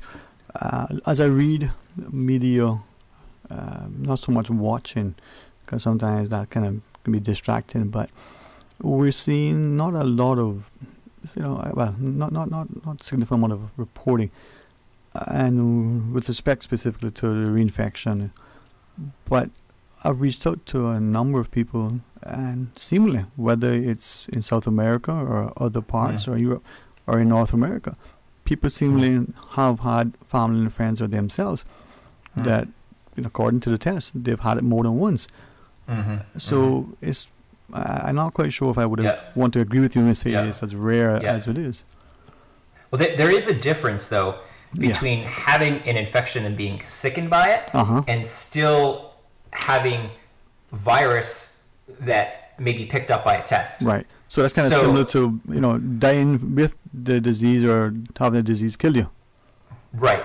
And studies have shown that after 10 days after the start of symptoms, that according to the US CDC, that they haven't isolated infectious virus. So meaning that someone could still test positive by PCR, but that doesn't mean that they're actually capable of infecting someone else. Right. And there have been situations I read about a pregnant woman who, for weeks after she gave birth, wasn't able to see her child, but they later found that even though the PCR test was positive, she really wasn't infectious to transmit it to someone else. So with that then, and I really appreciate a chance to chat with you, and like I said to people, the more you can talk to others who are willing to share in a very civil way, but also a very informed way, you can learn. You reference over the next months. Is that then potentially, globally speaking, putting us, like so many things, we don't think long term. So instead of months, should we be thinking about not just what we're going to do over the next months, have a vision, have a plan of action, but what is it going to look like over the next year, over the next, decade even? Is that not to say that we live in a bubble and we don't open our borders and we don't travel and we don't get out. Again, many of us are more willing to take on accepted levels of risk than others. But is it that we're rushing in some instances to do things just like we are maybe a bit heavy-handed and imprisoning everybody. That's a phrase I use when everybody's on the house arrest, because we got to make everybody as safe as we can. We love our children and our parents, but we don't throw them in an isolation camp and leave them there, right? Right. And I think we have to step back and think about, again, the risk and the nature of the virus. When it was first discovered, we thought it was going to, the mortality rate was going to be 5 or 10%. We now know it's, a third of 1%, meaning 99.7% of people that are infected survive. And, that 0.3% that has died of the virus, 95+% of them are elderly over 70 or with other significant medical conditions. So significant, yeah, okay. So that's where we have to think about the risk is that, for most people under the age of 50 or 60, this is an illness that will pass in a week or two, but it's really in the vulnerable population, and that's why I think the policy that's been announced to vaccinate the most vulnerable, that takes a tremendous amount of risk for illness in the population out. So we could be much more confident in taking steps forward when that's done.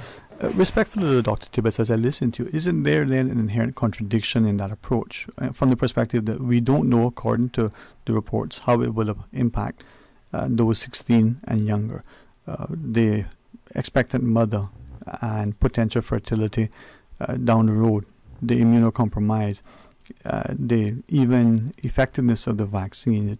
It may help you not to get it, but it may not help you from transmitting, as little as 50% or even the effective. So with all of those variables and all those potential, negative consequences, the vaccine may not be the panacea that being touted by the political pundits and the like. I mean, are we, throwing the baby in the bathwater out together and then doing all the things that our elders would say isn't wise? I think it is. The vaccine is extremely important. That being said, it's not, again, a magical key that's going to solve this whole pandemic, at least not for a long time. And so, again, that's where I think we should think about the role of testing, of other precautions in place. And again, I think with these layers of protection, and we can look at other islands that have done things right and have done things wrong. For example, in Bermuda, they allowed residents to come back without testing and really re-enter the community. And it was individuals under 30 that really seeded this recent outbreak. There's some other islands that have taken a more conservative approach in terms of testing, but also limiting where people could go on the island. At least from what we've seen, that's worked out better. So, we are in a privileged position to have the virus so well controlled and to be in an economic position, quite honestly, where the island, as most part, hasn't had to move to reopen. Sadly, a lot of people are financially and economically impacted.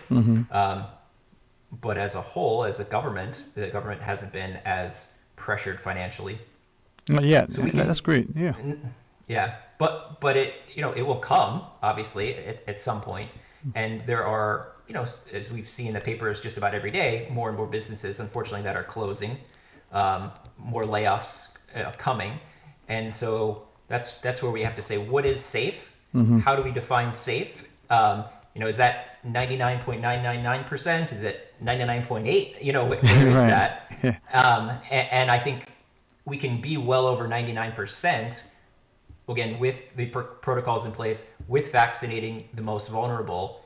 I do feel like we have enough information now to plot that step forward. Now, that doesn't mean just, flights resume like they were in 2019.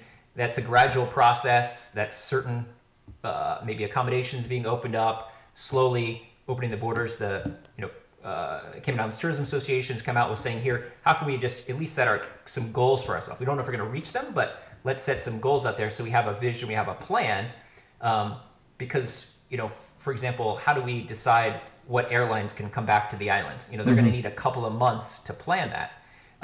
And with a plan that only allows people that have been vaccinated to avoid quarantine, there's so much unknown about who can get a vaccine, when can they get it, that really leaves a lot of question marks there, whereas a plan that allows unvaccinated to get, again with strict protocols, would allow some more definitive planning to reach a goal. So there's parallel pathways. Right. And as I listen to you, I'm quickly drawn to the notion that this could be like anything else, whether it was skin color, whether it's ethnicity, or whether it's the wealth, vaccine versus, not vaccinated. We could create, sort of tiers in a society that position people to be in a more privileged position than others, and potential stigmas. But given what you shared just earlier, as you reminded us of, 99.7%, of those surviving, we're told that a bad cold or flu can lead to the demise of other people because of underlying health issues as well. Right. With this, versus the cold or flu, is there, in terms of the death rate and the consequence, some would say it isn't really that much of a difference in terms of the fact that it'll end up killing people anyway. The cold and flu can do the same for that same vulnerable group. Why these extreme measures, financially, socially, economically, and otherwise? That's a very good question. In terms of the flu versus COVID-19, it is a little bit of a difficult comparison because, a lot of people that may die of the flu haven't been tested. With COVID-19, if someone dies with COVID-19 but not from COVID-19, how do we categorize that? Right. So it's really hard to compare. I think for a lot of people, the illness is not worse than a flu. I have several people that I know that have had COVID-19, and it hasn't been worse than a flu. Some have even had 50% may not have any symptoms. No symptoms, yeah. Yeah. The difference is, and the reason, unfortunately, in much of parts of urban centers and other places and even rural areas, is that the virus, the infectivity of it is higher than the flu, meaning that one individual person on average infects more people than the flu, so it can spread faster.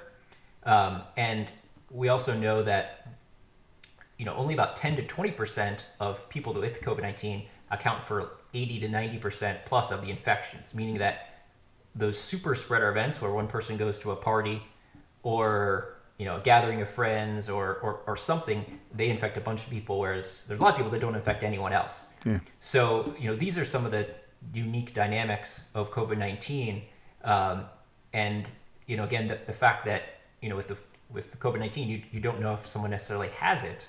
That is a real challenge for governments. Yeah, indeed. And I guess as you shared, I'm thinking that if someone has the cold, the flu, they've probably got signs and symptoms, and so they know, and either they stay away or we avoid them. With this, someone has it, there's no symptom, they don't know, and they're out and about and they're otherwise healthy. So I guess that in itself, and then if the vaccine doesn't really help much in that respect, they can still be vaccinated and still infect people. But I would want to maybe ask of you, as we think of that whole issue, and then how do we move forward and open up? Timing, is March a good time? Should we be looking at May? What about wait till next year, November or 2022? Just sort of curious. I mean, how do you see the timing playing out? Well, I think that getting the vaccine on island and starting to vaccinate the most vulnerable is the absolute priority. And I think if that can be done, as Premier announced, within a couple of month period of time, again, I think you've drastically reduced risk of illness, for the population. So I think that's a good timeline to think about. And I think, as we think again about risk, we think about trade-offs, from the standpoint of the economic impact. We think about the standpoint of joblessness, of financial difficulties. If there's again a safe pathway to open, sometime by the end of the first quarter, that would be tremendous for so many thousands of people that are struggling and that don't have, that are facing eviction, that are facing even hunger, having to go to a food bank. Right. So I think, I see that as a very viable path, that you have properly balanced risk reduction with,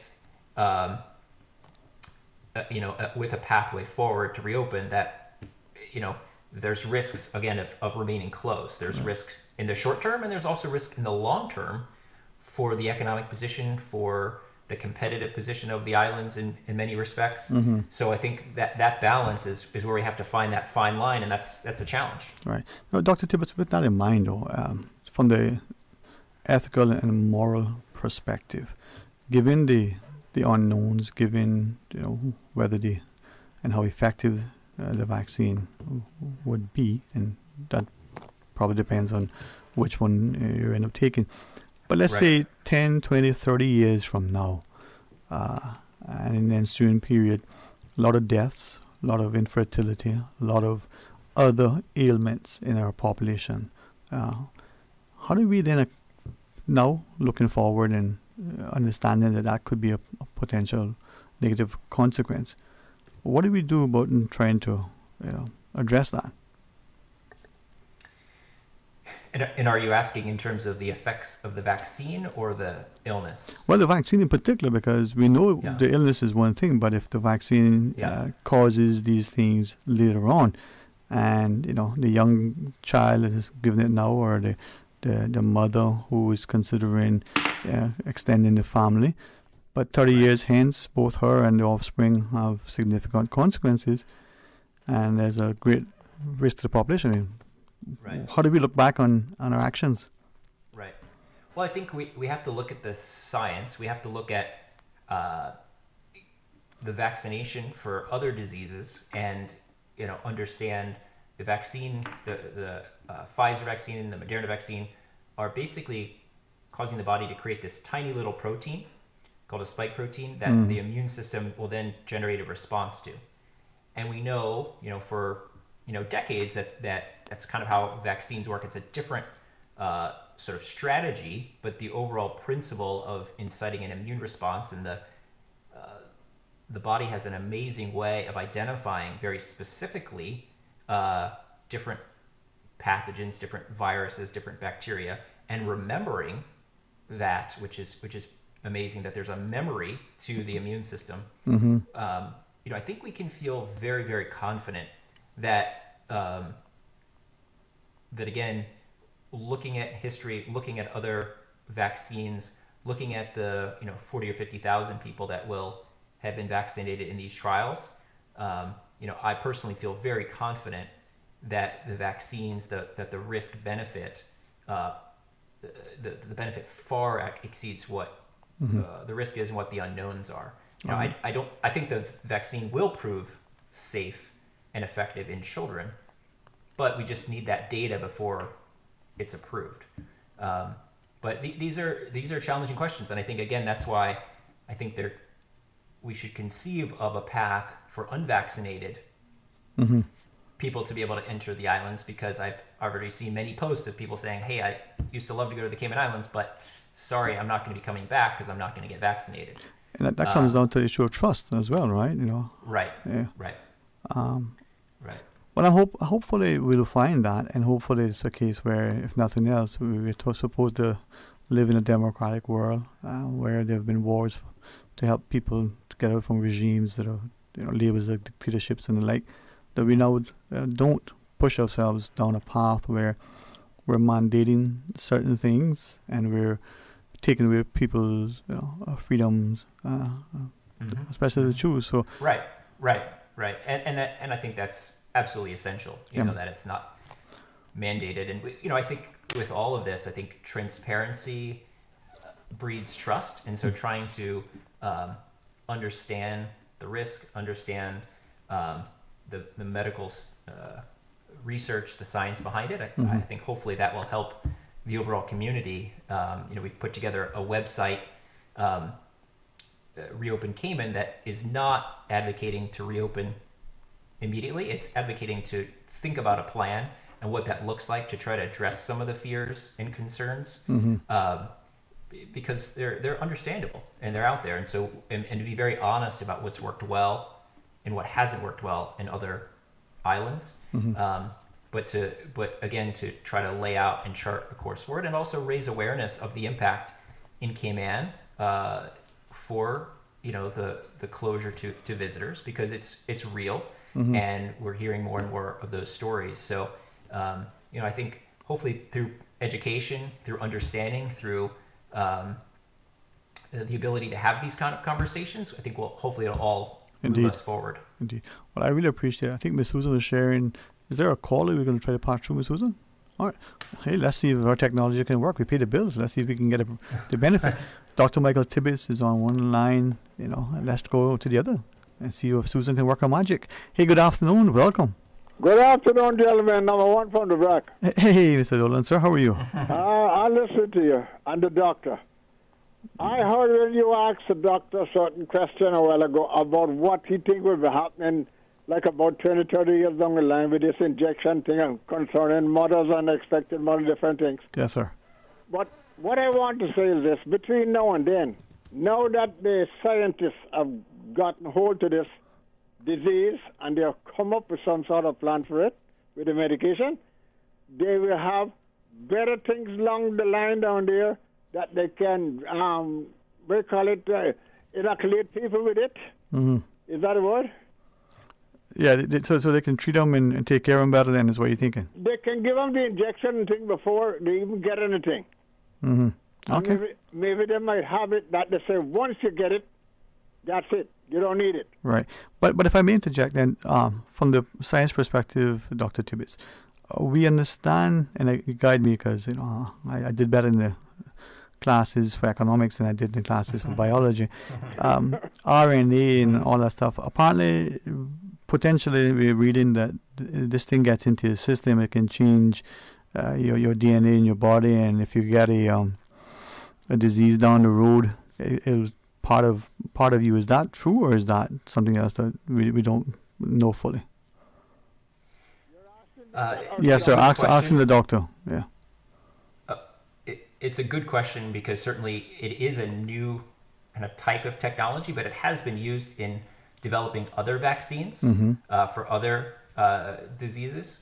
And so just to give a little background, so we have DNA, which is the instruction code inside of our cells. And then that DNA is essentially transcribed into a message. It's coded into a different message, and that's called mRNA, messenger RNA. And then the body has another system that reads that and builds proteins, which then make up our cells, our muscle tissue, our brain tissue, etc. So this vaccine from Pfizer and the one from Moderna, what they do is they have the mRNA. So it's not DNA, it's not going into the DNA, but it's actually different chemical structure that when it goes into the cell, they use it, they put it in a lipid, that's why it has to be so cold, and it goes into the cell, and then the body reads it, but then it destroys it. And so it doesn't integrate into the DNA itself. It's separate from different. There's other technologies that maybe could insert something into the DNA. This does not do that, and this has been studied extensively, because that is certainly a concern. But in the studies that I've seen, there's no evidence that will integrate into the DNA itself, and therefore not permanently change the structure of our genetic code and cause other problems. That it's essentially transcribed and makes this protein that the body reacts against, but then it is basically disintegrates.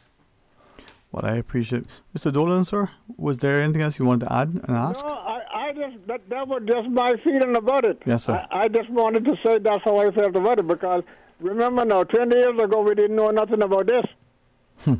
And now, within a year or two, they got this injection thing that you can get. You got to help me with the words. The vaccination, you mean? Yeah, vaccination that you can get. Sometimes the words just can't get my head. Well, maybe the word vaccination, again, Dr. Tibbetts can share about. That's probably not the right word either, because we're not really vaccinated people. I mean, it's not good in forever, right, Dr. Tibbetts? Well, yeah. In general concept, the original vaccine were developed for smallpox, and essentially what they did then is they literally took the pox, the sores, and they basically kind of injected it into someone and kind of and weakened it. So, there are vaccines that are weakened forms of the bacteria or the virus so that it doesn't cause an infection, but the body will react to it and create an immune response in memory.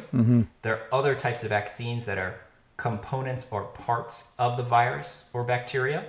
And then these vaccines are using this mRNA to basically create this protein that then your body can recognize and create an immune response to. So I think the term is appropriate.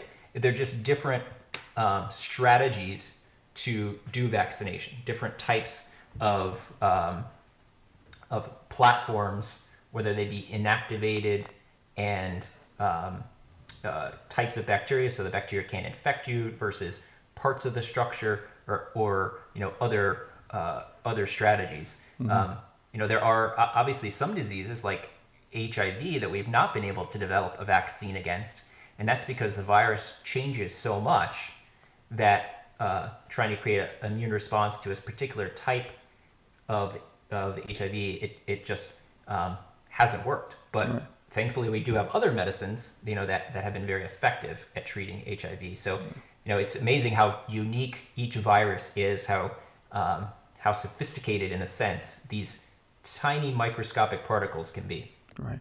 Well, Dr. Tibbetts, thank you for the extended period. And to you, Mr. Dolan, and to our listeners, we invite you to get informed. And as we understand more, well, we're going to pause and take a break. Make sure Ms. Susan is still in charge. When we come back, more talk today. Today's biggest news.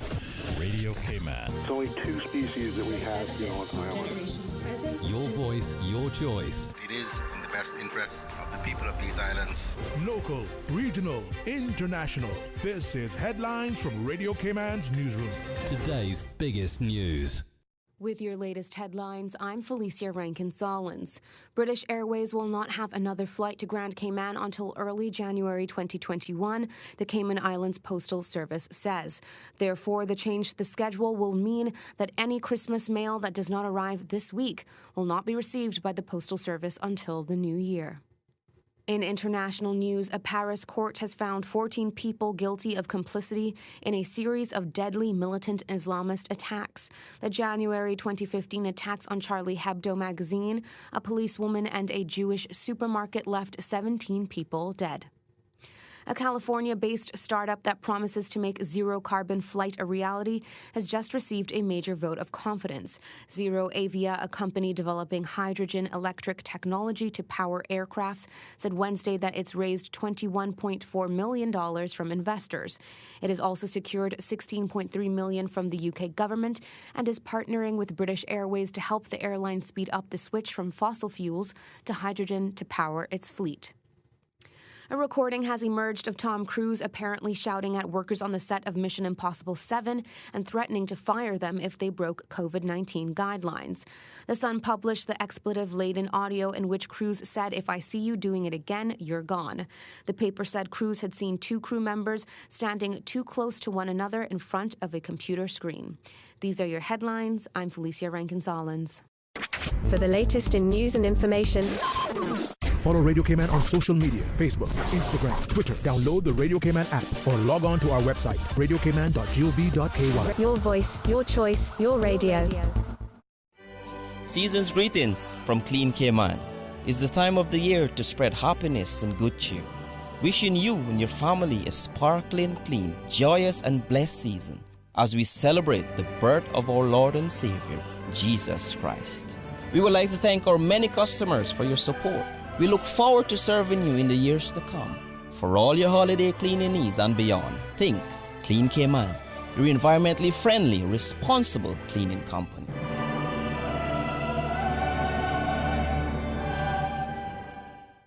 Fidelity Bank would like to thank all essential workers. We salute your efforts and thank you for the sacrifices you've made to keep us all safe. During these challenging times we're facing, our top priority is the health and safety of the communities we serve. And while it's true that things are changing rapidly every day, one thing that will never change is our commitment to giving you the best and sound financial solutions to help you during and after the coronavirus pandemic. At Fidelity Bank, our focus will always be you. Fidelity, we're good for you. UCCI students, have you registered for classes in the spring 2021 semester? Class registration takes place until January 8th. Classes start January 11th. Spring into action. Visit ucci.edu.ky/myucci. Call 623-8224 or email admissions@ucci.edu.ky for more information. During December, CUC's subcontractors UMC and PSEL will be conducting aggressive tree trimming between 9 a.m. and 2:30 p.m. on Northward Road and several side roads. Due to excessive growth, the trees and vegetation in the Northwood area have become an imminent safety hazard to power lines and must be trimmed back immediately. Motorists have been asked to exercise caution and due diligence when driving in the Northwood area and be on the lookout for the bright orange utility work ahead signage, as there will be temporary lane blockages and traffic management in place. CUC is responsible for providing safe and reliable electrical service to Grand Cayman, and to satisfy this responsibility, it is necessary to ensure that trees and other vegetation do not obstruct or interfere with power lines or constitute an unacceptable source of danger. Landowners are reminded that it is their responsibility to maintain the trees and vegetation away from power lines on their properties. Subsequent tree trimming by CUC will incur a cost, and this cost will be charged to the landowners. For more information, contact CUC's customer service team at 949-5200 or email service@cuc.ky. The Ministry of Health and Public Health would like to wish the residents of the Cayman Islands a joyous and safe holiday season. We know getting together with our families and friends is part of the holidays we all look forward to as we gather to celebrate. Remember, continue to practice proper hygiene measures to protect you and your loved ones from COVID-19.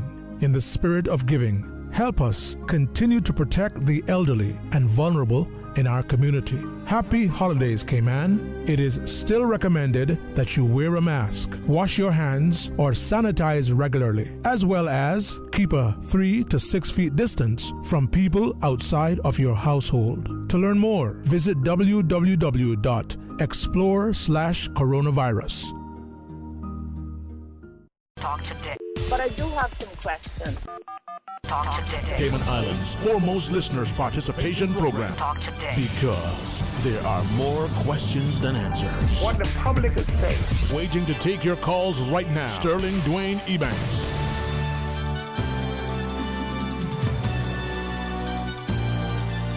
Hey, good afternoon and welcome. Thank you so much for joining us. And as we continue with today's show, we're going to just return to the phones and join our caller. And then momentarily, Ms. Patrice Morgan will be our guest. And we're going to talk about something coming up on Saturday. But let's go to our phones. Hey, good afternoon and welcome. Thanks for calling.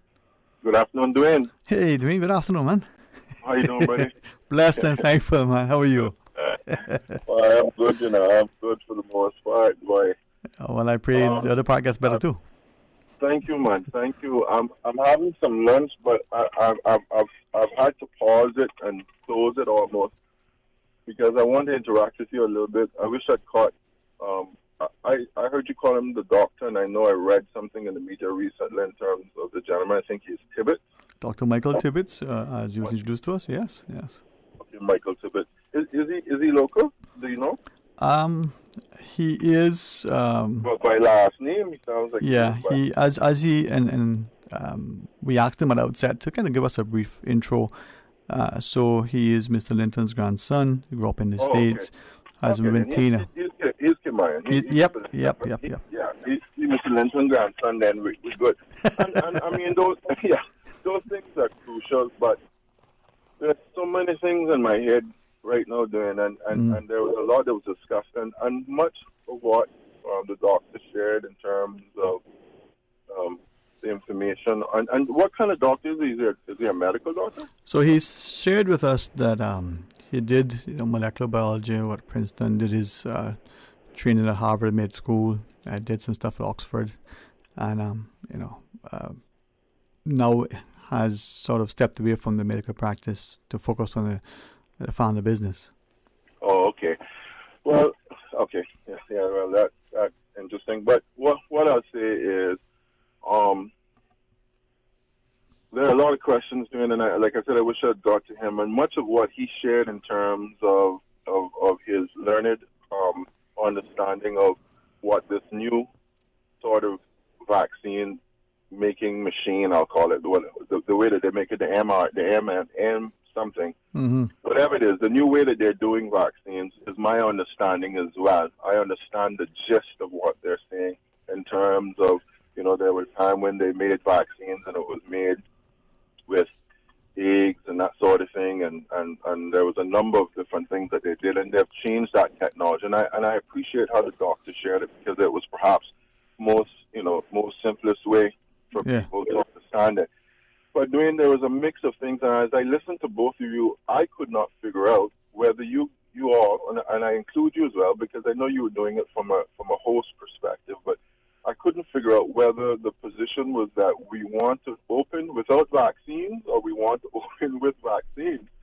And I think the two are separate and should not be linked in the conversation surrounding opening, in my view. Right. Well, I wanted to listen from him the perspective, being proffered, and he put forward a perspective that we should perhaps consider options that would allow people who don't wish to take the vaccine to be able to travel to our shores. Yeah, and I got that, Dwayne. So I want to spread, and thank you for saying that. So I got that. So my what question comes to my mind then is, what we locked down for in the first place then?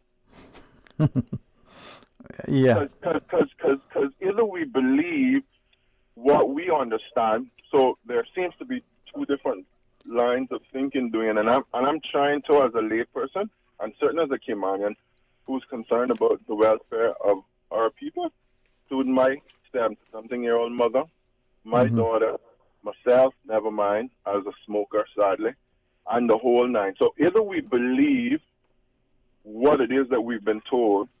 I mean, it's fine that you can talk about 0.3%, and all yet that really don't mean nothing until the rubber hits the road, eh?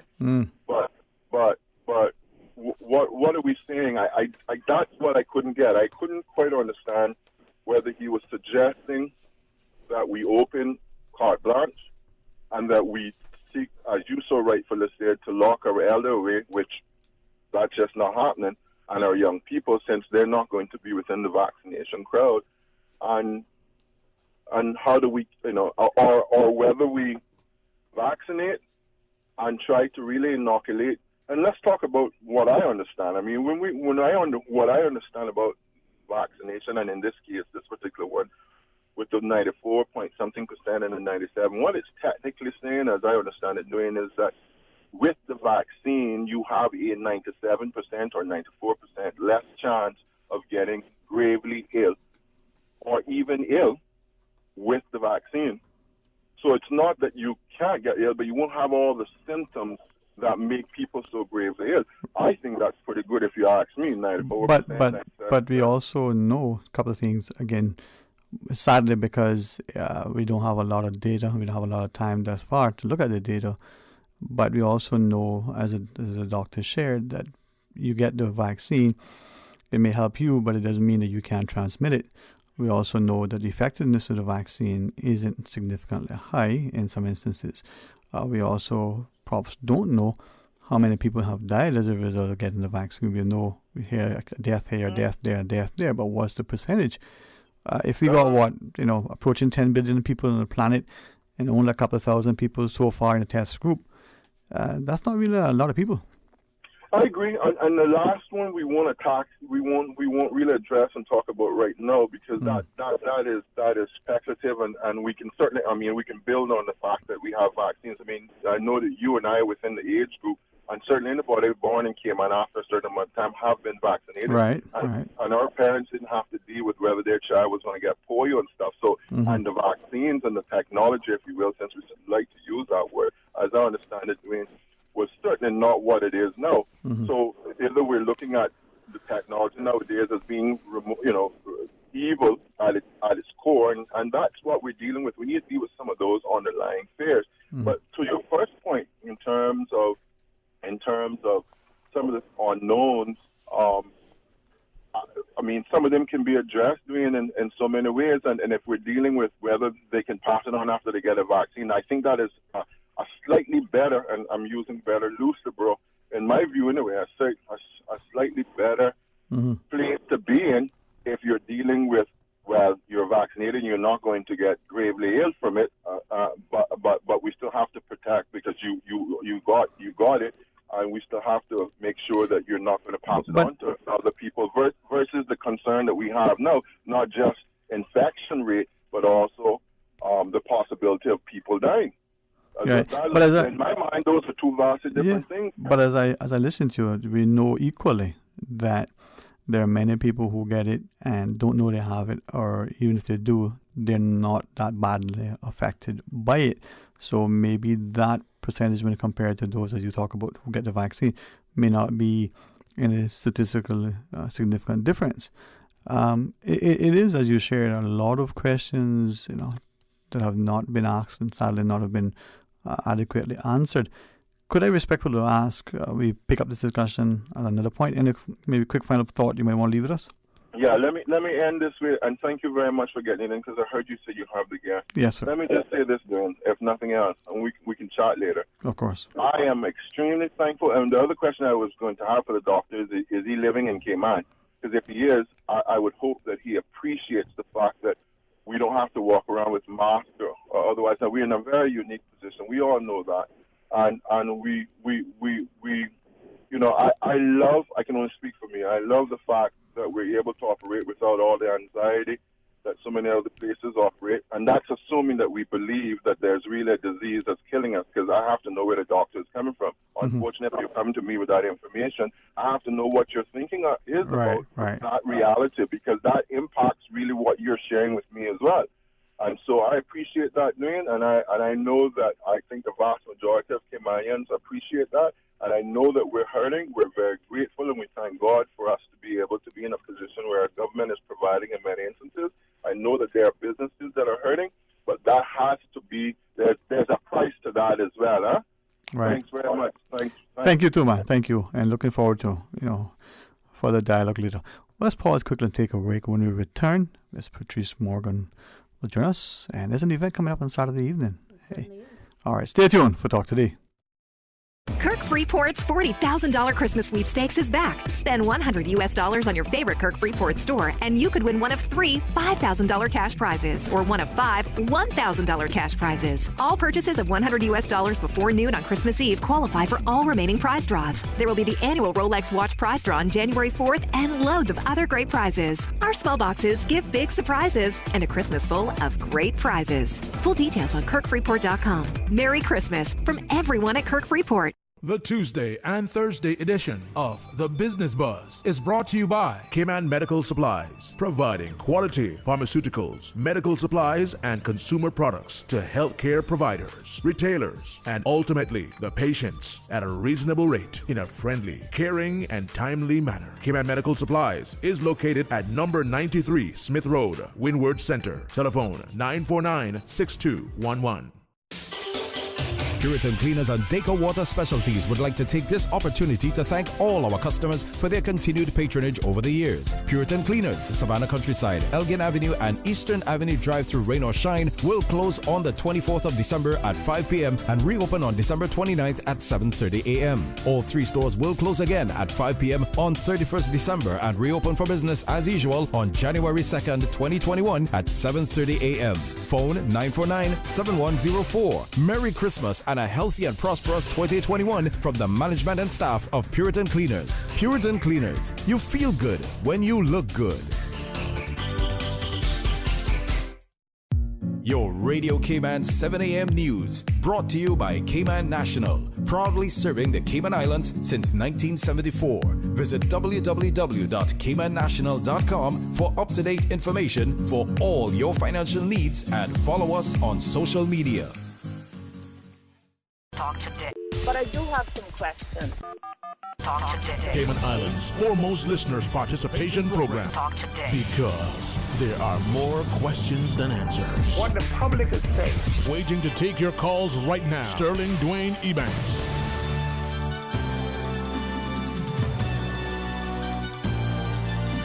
Hey, good afternoon and welcome, and thanks for joining us. And listen, there's a lot going on. We know on the BRAC come Saturday morning 10 a.m. at the Aston Martin Civic Centre that the sports department, as part of the Cayman Boxing Association, invites you to their boxing clinic and intro to boxing. Well, if you're on Grand Cayman on Saturday evening, wow, why don't we allow you to share with us as Miss Patrice Morgan extends the invitation. Good afternoon. Good to see you. Good afternoon, and thank you for having me here. As you very capably said, on Saturday, December 19th at 7 p.m. at the Harcourt Theatre, the Cayman Islands National Dance Company will put on its 32nd annual show. Wow. And there's something about the grace and elegance of dance. And if you sat in the audience while that loved one, whether it's your child or whether it's your spouse or, when your siblings are rehearsing, the choreographer's there and all that's happening. There's a lot. And then that evening, they're on stage and all that's unfolding.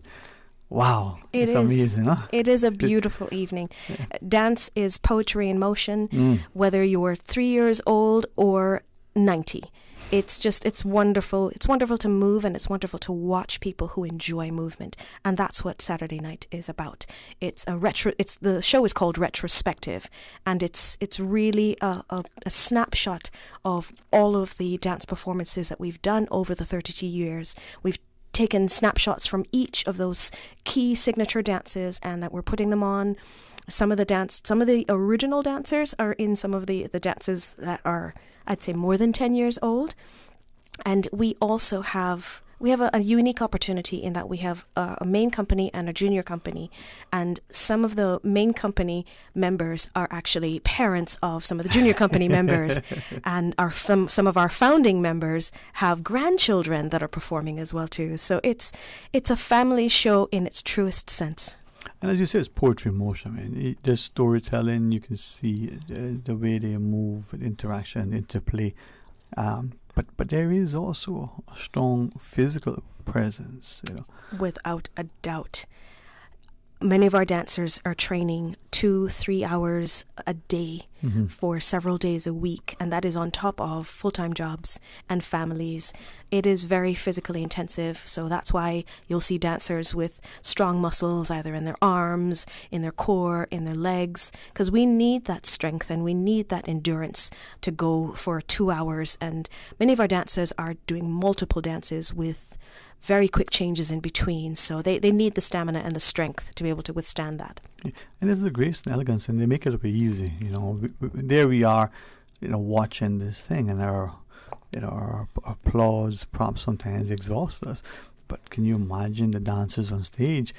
They have to look great, and yet control the sweat, make sure that their muscle tone is there, and it flows, poetry in motion. So 7 o'clock Saturday evening? 7 p.m. on Saturday evening at the Harcourt Theatre. We have tickets that are available at various outlets, Radiance Dance Studio, Audiophile, Bang & Olufsen, or by calling 926-1826. And that number is 926-1826. Sounds to me, Dwayne, that you have been to some of our performances. Maybe perhaps danced in one or two? No, only in my mind. I wish I could dance. I love dancing. I try. A friend had a product birthday celebration not long ago. I danced, and there was a video, and my nephews and my offspring made fun of it, but I had fun. But I have observed there is something about dancing. You recognize what it is, the grace, the elegance, the agility, but the strength, physically as well as the mental dexterity. Yeah. And I enjoy watching. I love to be in the audience as an avid spectator, as a champion and encourager. It's another offering for our community. It is. There's another aspect to the dance that makes a difference between a dance that's just performed in steps or a dance that evokes and moves the audience. And it's that projection of what you are feeling and what the choreographer intended for the audience to be communicated with. Yeah. So that's a very key aspect. And that's, our dancers are keen, they're excited, they're energized, and they want to throw their energy out to the audience and make sure that people enjoy. So we hope that people come out and enjoy it on Saturday. I hope they accept the invite. I mean, I know Miss Lorna Reed as an educator, always, my recollection, sort of after school program, for dances. I think to the late, Susan Barnes, where she, I think was always just born to dance. Yes. And had this passion, and Yes. even in university years or otherwise. Yes. That leaves with you an indelible impression. And it certainly did. And Susan was one of those performers that you couldn't keep your eyes off, or you could not forget. Yeah.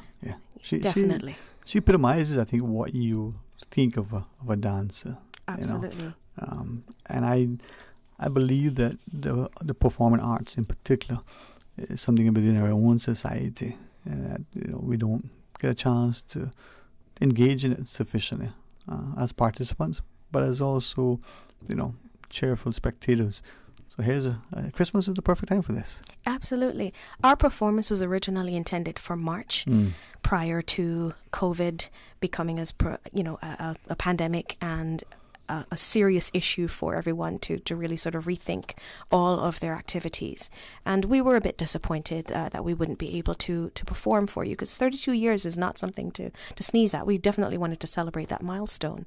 So we made the decision to end the year dancing. So come on out, end the year, begin your Christmas season with a rousing dance performance that's going to energize you and excite you for Christmas next week. Indeed. No, I know that, with all the demands on our time, many of us obviously have to sort of balance. But as a preview, you talk about it being retrospective. I believe was what you said, that the title for this year, the theme for this year's show is title retrospective. Yes. 32 years. I mean, Susan and I are going to celebrate our 32nd birthday in about 10 years. So we're still waiting for that one. But over that time, maybe give us a view of what some of the dances and the choreographed sort of performances would be like on the evening. Absolutely. We've got some crowd pleasers. We've done our gospel dance called Praise, our contemporary praise dance. And it's using the song by Don Moen, and anywhere that we've performed it, people have enjoyed it. We've got a dance hall piece that is absolutely a crowd favorite, because it's really an interplay between somebody who's well versed in dance hall and somebody who isn't. So I'm not going to say much more than that, because I want people to come out and enjoy it. We've also got one of our very first pieces that we performed in our first show from 1989, choreographed by Stephanie Cairns, called Piano in the Dark. We've got an excerpt of Homeless, which is one of our signature, much longer pieces as well too. So we've got performances that span the historical aspect of Cayman Islands National Dance Company, but dances that bring in some of the more popular styles, both in dance form as well as in music. So we've got a variety of things for anyone in our audience to enjoy. And that's the thing. I mean, for those who may not have, sort of like I said, dance recital, unless you tell me I should say it differently. That's okay. We call it a dance performance, but okay. We'll take that. Okay, fair enough. I'm still new to this. I just believe it's important for us to be in the audience, because the people on the stage could be a new acquaintance, it could be someone that we've known forever, and to get to appreciate, the courage, but also the ability, and to be moved by it, literally. No pun intended. It is poetry in motion, as you shared. Oh. Absolutely. One of the words that I use when speaking about the Cayman Islands National Dance Company is a lasting legacy. We have people who have been with the company since it started, and we have now their offspring and their offspring's offspring who are performing. So it's something that gets in your blood, your heart and your passion. And as you can see that I'm sounding very passionate about it, because I'm excited about the show. I'm actually performing in the show, having been in the first one as well too. I'm like, Yeah, I think you're a teen then, right? A preteen. We'll go with that, right? Yeah, we'll go that route. Yes, thank you. Very kind of you. No, but thank you for sharing that, because I think that's what, like many things, there's a passion we have for it. Yes. We get involved sometimes because we want to. Sometimes it may be something that's introduced to us by a parent or someone else. Yes. And we just find a love and affinity, and we stay with it for decades on end. Yes. So 32 years in the making, this retrospective, performance on Saturday, then 7 o'clock, where again? 7 p.m. at the Harkwell Theatre. If you will allow me just to thank our parents, our spouses, our audiences for putting up with us for so long, but also we want to thank the people that support us by making the show possible and affordable for everyone else. And that's our sponsors, of which Radio Cayman is one as well too. So we thank you for continuing to believe in the dream that we have driven for 32 years. We've also got a few other sponsors, Caribbean Utilities Company, Burger King, ARC Directors, Big Fish 95.5, Hurley's Media, Vi's Closet, and of course, Radio Cayman. Well, we're honored. And to our listeners, over the next day or two on many of our different programming and our on-air talent, Ms. Patrice is graciously, giving us some more tickets that we can give away to our listeners. So as long as you stay tuned to Radio Cayman, it may be Susan, it may be Joel, it may even be me, who knows. There may be a ticket or two or 23. No, that's kidding. It'll be a ticket for you, so you listen, you hear that call and that invitation. But otherwise, come out on the Harquail on Saturday, 7 o'clock. 7 p.m. and we're starting on time. Oh, yeah. That's how we roll. Yes. Well, Ms. Patrice, I'm very glad that you, together with the other parents, the dancers, the performers, and all the other participants, including the sponsors, continue to invest so heavily. And Cayman is still a young and growing nation. So one more opportunity for us to celebrate come this weekend and into the season. Yes, absolutely. Thank you and have a Merry Christmas. Blessings to you. Merry Christmas to you. And with that, thanks to Miss Susan. What a wonderful way to come back into the studio. And tomorrow, the excellent company of Ray Banker. This guy, he works extremely hard. Got me exhausted. That's what we often. He's working me. But tomorrow we'll hear what he has up in store for us. So until then, be blessed.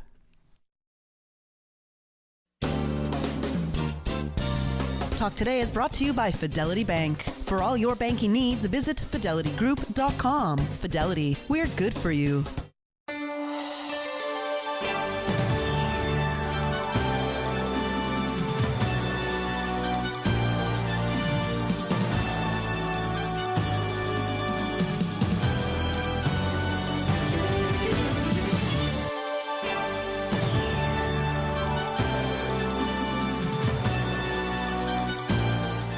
Shaken yet standing firm.